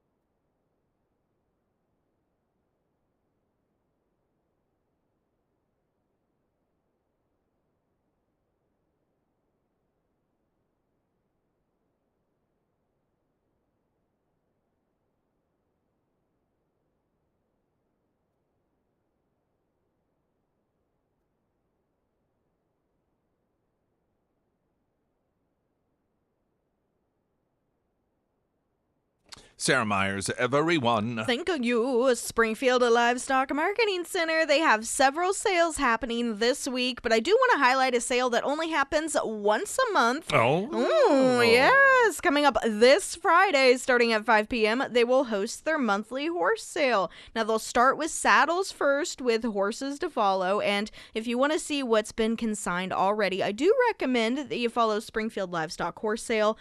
They post tons of photos and videos, so you get a little sneak peek, if you will, what you can expect on Friday. And if you can't make it out, they do offer online bidding through Horse Auctions USA. And of course, if you do want to check out other upcoming sales, just visit their website, springfieldlivestock.com. And of course, you can always find all of the contact information for Springfield Livestock under the Sarah's Endorsements tab at ksgf.com. Making the rounds on social media are clips of a interview with the Democrat candidate for Senate, El Sayed, on with Jesse Waters, and it talked about a number of things, including Sharia law. And there is, to some degree, some validation when increasingly these people acknowledge that they are supporters of Sharia law. Once upon a time, if you express concern about Sharia law becoming something relevant here in the United States because of Muslims, you were called Islamophobic. But now they're starting to acknowledge it. But that's part of making it part of our society. And here's the way it works. And I know this because it's the way that it has worked all over the world. You get a foothold in a small area of the community, and you have it predominantly Muslim, and then you just sort of implement Sharia law within your culture and your community, women are subservient, quote, by choice, we're told by people on the left. And it is simply written off as, well, that's just, they're just practicing their own religion. That's no different than Christians practicing their religion. And so they create these Sharia law communities here in the United States of America in which human rights, civil rights are not acknowledged. Because, well, that's just their choice. It's their choice not to respect human laws. It's their choice to not respect civil rights or women's rights. The left will tell you that when you see women in some of these countries that are not allowed to show any of anything whatsoever, well, no, they're choosing to do that. They want that. That's part of their culture, see. All of those women who aren't educated, all of those women who aren't allowed to leave home without their husband, all of those women who aren't allowed to travel without that's just their choice. Now, you notice that amongst those pockets of culture are never Muslim women who choose not to live that way. You ever notice that? There's a lack of diversity in that capacity.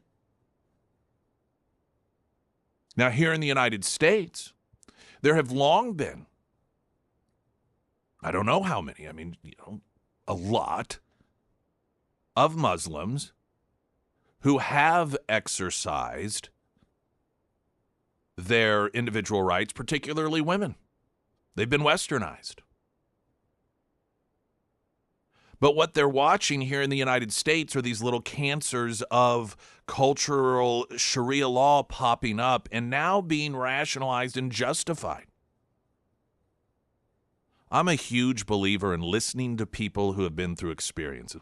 If you've never gone through a colonoscopy, you're getting ready to go through one, you're nervous, you want to know what it's like, what do? You ask someone who's had one. Or you look it up online and you find information from people who have had the experience themselves to tell you what it's like. If you're thinking about skydiving, you want to know what it's like, you talk with someone or you access someone on a YouTube video or online who has been through the experience. Here's what to expect. If you want to know what it's like when you have cultural pockets of Sharia law anchoring themselves in a particular area of your country, talk to other people who have lived through it. I'm just a big believer in that. Now, fortunately, if you know where to look and you want to learn what it's like, there are plenty of people, particularly women, who have grown up under Sharia law that are out there telling us all what it's like.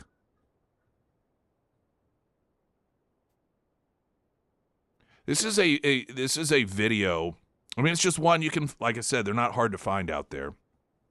Because what's happening is these women that were raised, and the Iranian situation is a particularly interesting one, because up into the late 70s, it was as secular, it was like a European country. No different in terms of nightclubs and restaurants and partying, bikinis on the beach. Then the Islamists came in, Sharia law came into place, and it is what it is today.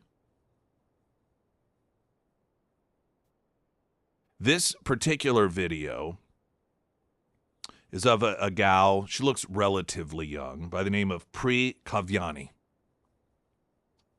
And she lives in America now, but once upon a time, she grew up in Iran under Islamic rule, and here she's doing, these are some of these videos, if you come across this, watch me while I get ready, and it is people telling stories or relaying information as they get ready for something. They get dressed for the day, or they're putting on makeup. What's brilliant about this piece is this girl, Pri Kavyani, who grew up in Iran, she is telling this while she's putting on makeup, something that would have had her thrown in prison in Iran.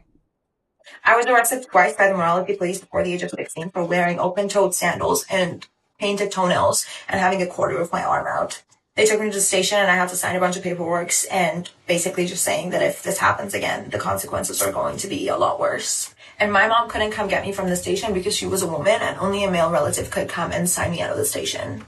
In elementary school, during religious studies, they tell little girls that if their hair is out, they're going to be hanged from the strings of their hair and burn in hell. They also told little girls in elementary school that if they speak to other boys, they're going to be hanged from their tongues and burn in hell. When I was in elementary during Ramadan, I wasn't allowed to eat and the cafeteria was closed. And so I would have to take my little snacks to the bathroom and eat in the bathroom. During Ramadan, I also saw that a pregnant woman was getting beaten with like batons by the police because she was drinking water in public. Because you're not allowed to drink or eat anything in public during Ramadan, and she was pregnant. In the mornings before school actually starts, they line up every single girl, and then a teacher like checks their face, their nails, and their hair. And if the eyebrows are plucked, they're not allowed to go to class. If their nails have nail polish and if they're painted, they're not allowed to go to class. And if their hair isn't like covered and the scarf is loose, they're not allowed to go to class. When we turned 9, they throw this like big like ceremony, like school throws this like really big ceremony, and then it's just like when you are basically ready to have children, and they bring some like old ayatollahs to like tell you that you're ready to be a mother, and if you're not fully covered up and a married man sees you and is attracted to you, it is actually your fault. And if you're distracting this man from his whole wife and family, a 9-year-old kid is responsible for that. Girls as young as elementary age will get threatened with acid throwing and honor killing because the law just allows it. When I was leaving the country, my dad was the person who had to like come and give written permission for me to leave the country. My mom wasn't allowed to do that because mothers are just carriers of babies in Iran. And I will get arrested for just recording this one video. If I go back to Iran, they will arrest me in the airport and they will probably kill me. The reality is that over 900 people have been executed in Iran in 2026 alone so far. That is the reality under Islamic Republic. These voices are everywhere. This is the reality. And whenever you have a U.S. Senate candidate defending Sharia law, when you have white liberal women defending Sharia law, these are people that don't care about humanity. A lot of Americans lull themselves into this false sense of security that, well, it can't happen here because women have rights here. You think that's how it works why do you think people who promote and want Sharia law in this country, who openly say that is their goal, set up entire communities where it's only their people? Because then they have control. You're going to tell some 9-year-old girl who or a 32-year-old woman who is under the thumb of Sharia law in her community, whether it be in Texas or Dearborn, Michigan, or wherever, oh, well, you can just leave anytime you want. You have rights in this country. You think that's how it works? If so, you don't know how it works. And why it is that the left embraces and supports and defends this, other than this draw they have towards authoritarianism, is beyond me.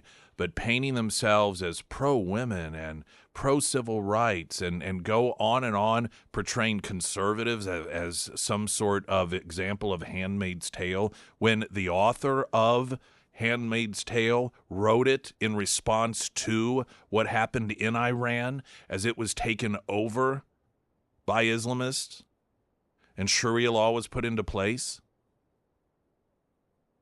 This is not a problem that's getting better. And I'm just a big believer. If you want to know what something that is happening today will look like a year from now or 2 years from now, what that pathway is like, you talk to people who've been down that path, and they're out there telling the story. Springfield's Talk 1041. I'm Nick Reed.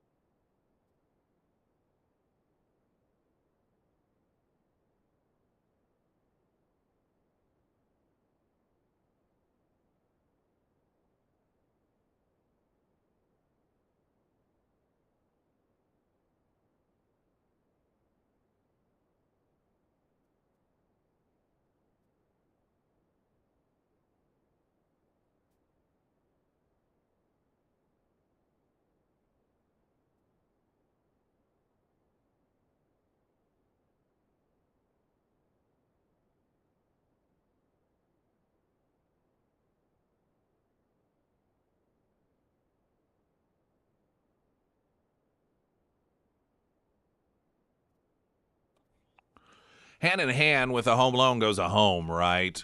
It's a big purchase. I know some people, it's their thing. They buy for investment purposes, but I was actually having a conversation with Womack the other day regarding the home loan process. And even if you've been through it a couple times, you don't do it enough to where you just remember a lot of the things that come along with it, a lot of the quote hoops you have to jump through, and so you could have been through it before, but if you go through it a few years later, you're like, I don't remember having to do this, because it's not top of mind stuff.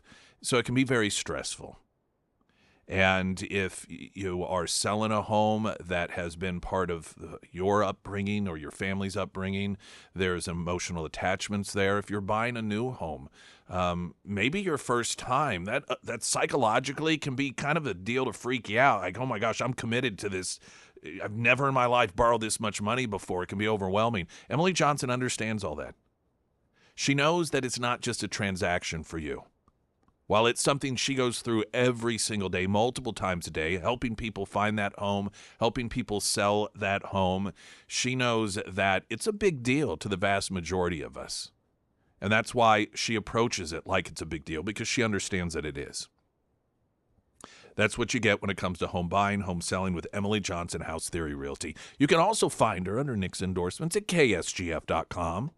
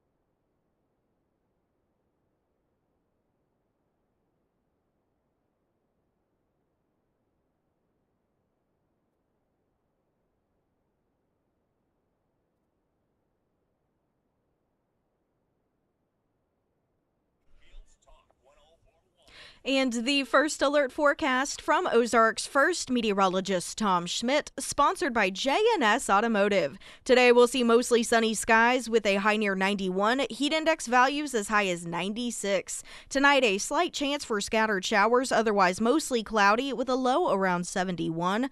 For your Wednesday, we'll see a slight chance for scattered showers throughout the day, otherwise partly sunny with a high near 91, heat index values as high as 101. And for Thursday, sunny with a high near 88. A text message coming in. Large State Patrol SPD Code 3 caravan westbound Kearney from Glenstone a few minutes ago included Troop D tactical vehicles. So looks like something Something's perhaps going- is underway. Shad had texted in on the Pyramid Roofing Company text line asking if I could post that audio video of that girl who grew up in Iran talking about her experience on our Facebook page. Can we do that? Of course. Okay, so I'm going to shortcut it for you. I went ahead and responded to him through the text message with the link. Okay. So you can just grab it from there if you like. Perfect. Thank you very much for doing All that. right, you're welcome. Josh Shapiro, this is the governor of Pennsylvania that will never get the Democrat nomination because he's Jewish. Nonetheless, is going to be running for president. Eyes new powers that make COVID restrictions look like a warning shot. He's pushing to radically rewrite his state's health code to give his administration authoritarian police powers as he seeks re-election for governor. The Democrats' proposed change would give Pennsylvania's Department of Health centralized police powers under the guise of disease control measures. This would include the government's ability to enter homes and schools without a warrant, to access confidential medical records, and impose statewide school mask mandates for disease prevention. The Department of Health reports to the governor's office, meaning the change would give Shapiro, the governor, and his successors the ability to single-handedly implement draconian policies across the state. But Donald Trump's the dictator. One Pennsylvania lawmaker, Michelle Brooks, noted that the administration's proposed new regulations on mask mandates and communicable diseases deeply concerning.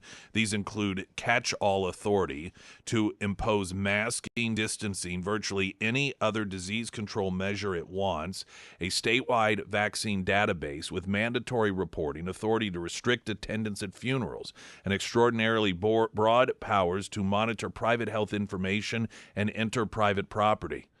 So pretty much all the things that can be done in North Korea by its government. Pennsylvanians voted to limit the unilateral emergency powers of the governor's office through a constitutional amendment in May of 2021. Shapiro, who touts himself as a moderate and a centrist, is said to be on Democrats' short list of possible 2028 presidential nominees. Again, he's Jewish. He'll never get the nomination. The Pennsylvania Department of Health can currently only impose disease control measures when attempting to provide surveillance of infectious disease outbreaks. Added clauses in the massive 502-page regulation proposal unveiled earlier this month would allow the department to implement disease control measures not only for surveillance but also for the prevention, containment, and mitigation of a disease, infection, or condition. So in other words, well, who carries diseases? Humans. So it allows for the prevention, containment, or mitigation of humans. That includes measures that would not only allow the government to force masks on people in Pennsylvania, but also vaccinations. The term condition, another new addition to the health code, is nebulously defined as a non-infectious medical ailment or other health-related event. So in other words, anything that the government and government officials would declare to be a health event.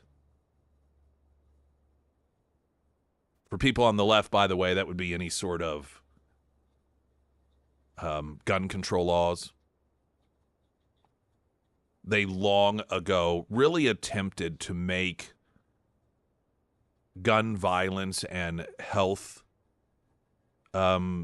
crisis synonymous with one another. And so when you have government that is looking to take full authoritarian control over human civilians in the name of health, and those same people regard the human right to protect yourself as a health emergency, take your children from you, inject them with whatever it is they want. And this is what is so unsettling about this. It's that it's not that far in the rearview mirror that we learned that the government lied left and right to us about issues of health. From what might be considered by some more benign authoritarian moves, telling you you can't leave your home, forcing you to carry papers if you want to leave your home, slapping a mask on you, or what we saw again with Fauci and his behind-the-scenes acknowledgments, knowing the high risk and the high number of pregnant women that were having miscarriages due to the vaccines, while they're out there lying, claiming that there were no signs of that happening whatsoever. That's the environment we're still in. You could almost see how a person could get away with wanting this if our government had demonstrated that it was completely trustworthy, that they were always on point, always completely transparent. But for crying out loud, I mean, we're still every so often getting information released regarding what Fauci was texting people, what he was emailing people. And it is that huge for a lot of Americans. I mean, some of us knew it. Us crazy anti-science conspiracy theorists were right all along. Then there are those that are completely compliant to government. But there are some Americans that maybe aren't necessarily worshipers of government, but because of the overwhelming bipartisanship behind it, and because we're told this is what the science says, they were compelled to be adherent. But now they have seen, holy crap, this whole thing, this is really bad. And this awakening some people have had about how dishonest people in government will be, all in the name of controlling you.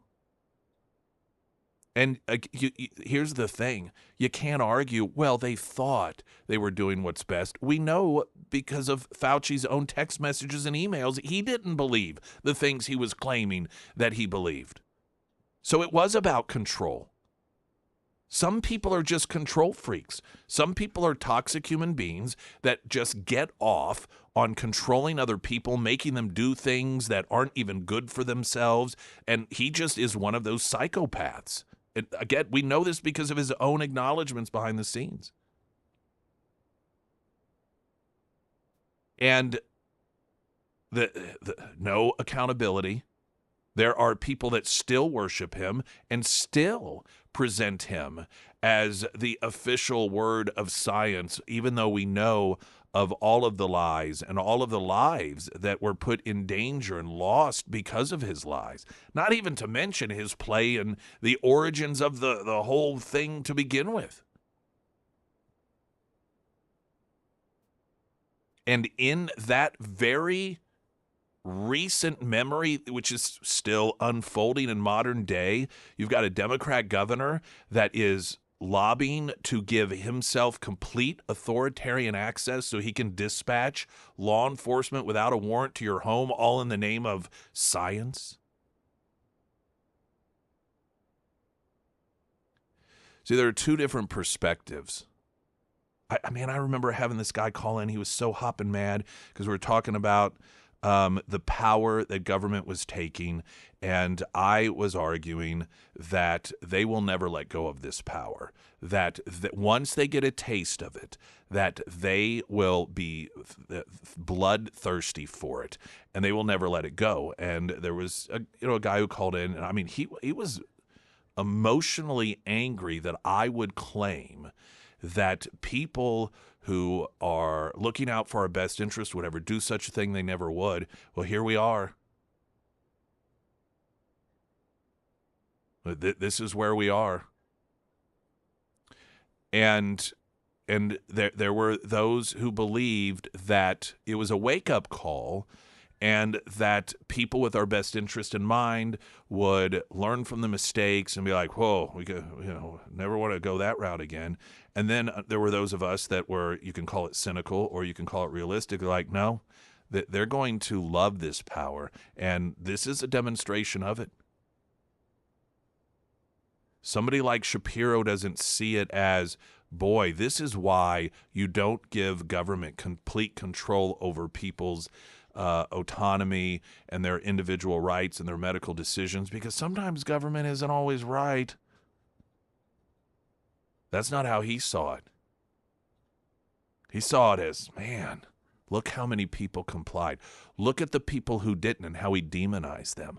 Look at how we were able to censor people on the internet, even throw people in jail, split families up over the issue. There were families torn apart because some of the family members were so conditioned to be obedient to what the government said in the name of health. If they had some other family member, an uncle, a mom, a dad, or grandpa, was like, you know what, this doesn't make sense. They cut them off.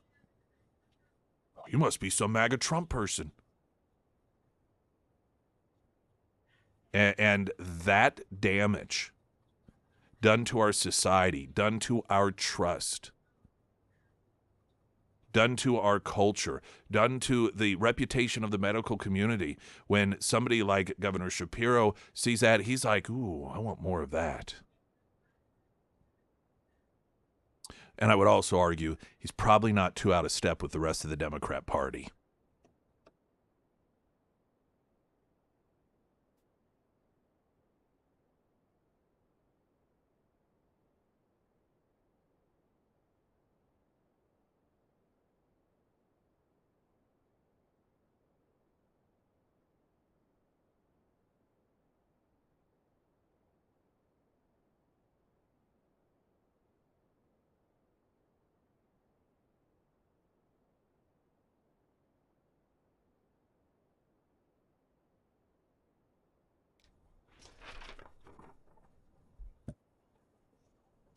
Sarah Myers, everyone. Thank you. Foreman Mechanical Heating and Air. It's hot. It's going to stay hot for a while. We're in the middle of summer. And if your AC needs just a little bit of love, I recommend the fine crew over at Foreman Mechanical. They can help with everything from annual maintenance to repairs to even new unit installs and mini splits as well. And if something happens after those, those normal business hours, or even if something pops up during the weekend, the Foreman team, they have a 24/7 emergency service line. And I do also want to mention that they do both residential and commercial services. So if it is time to address those AC issues, make sure to reach out to Russell today at foremanmechanical.com. And of course, you can also find all of that contact information for Foreman Mechanical under the Sarah's Endorsements tab at ksgf.com. In the latter part, I believe, of the 6 o'clock hour, I had shared a piece with from Rick Lowry, National Review, on the data center issue, and imagining a world in which, or what if during the industrial era, the American people, our culture, dealt with factories the same way we deal with data centers.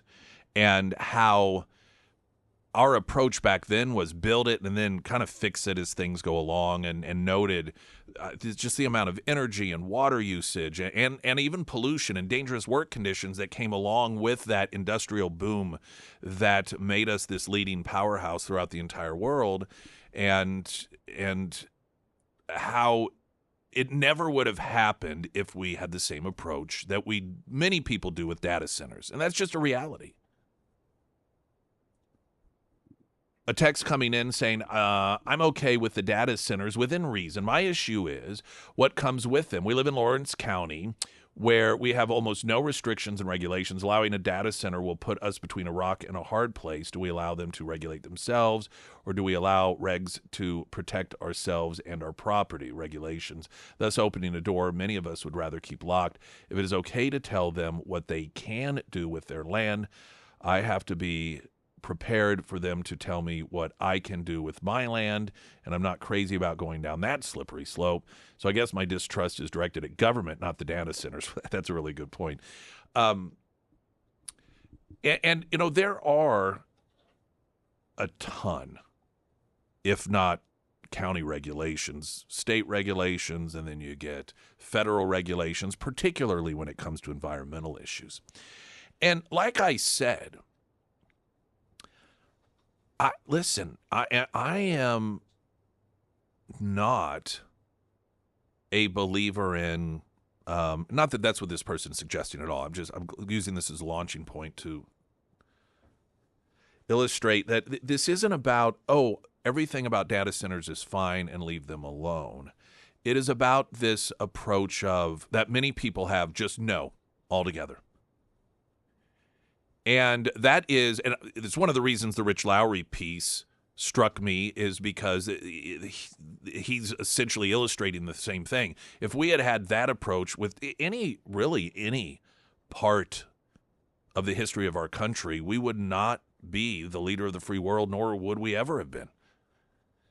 That's why we became the leader of the free world, because while the rest of the world, if citizens wanted to embark on some sort of advancement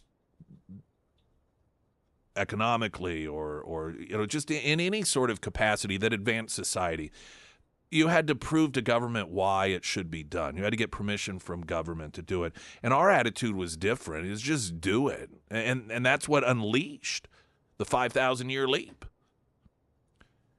And then once it came out, and you're like, man, there are a lot of problems with this, well, then you improve the problems. It's just a much different approach.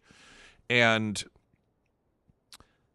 there can be great debate over, how to best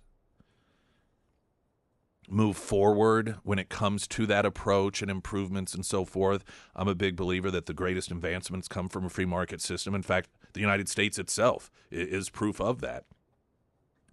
It's interesting because what all of these people that came from Europe during the World Cup, and China and Japan and other parts of the country, not China so much, but it's all a lot of Europeans, and they just marveled at all of the things that were here in the United States that aren't in other countries. And some of them that happened to work in business, they were very clear why that was. And that is because government just stopped. The attitude was, no, you can't do it unless you work through 1,000 loops and prove that you need to and get permission from the government. While here in the U.S., you just did it.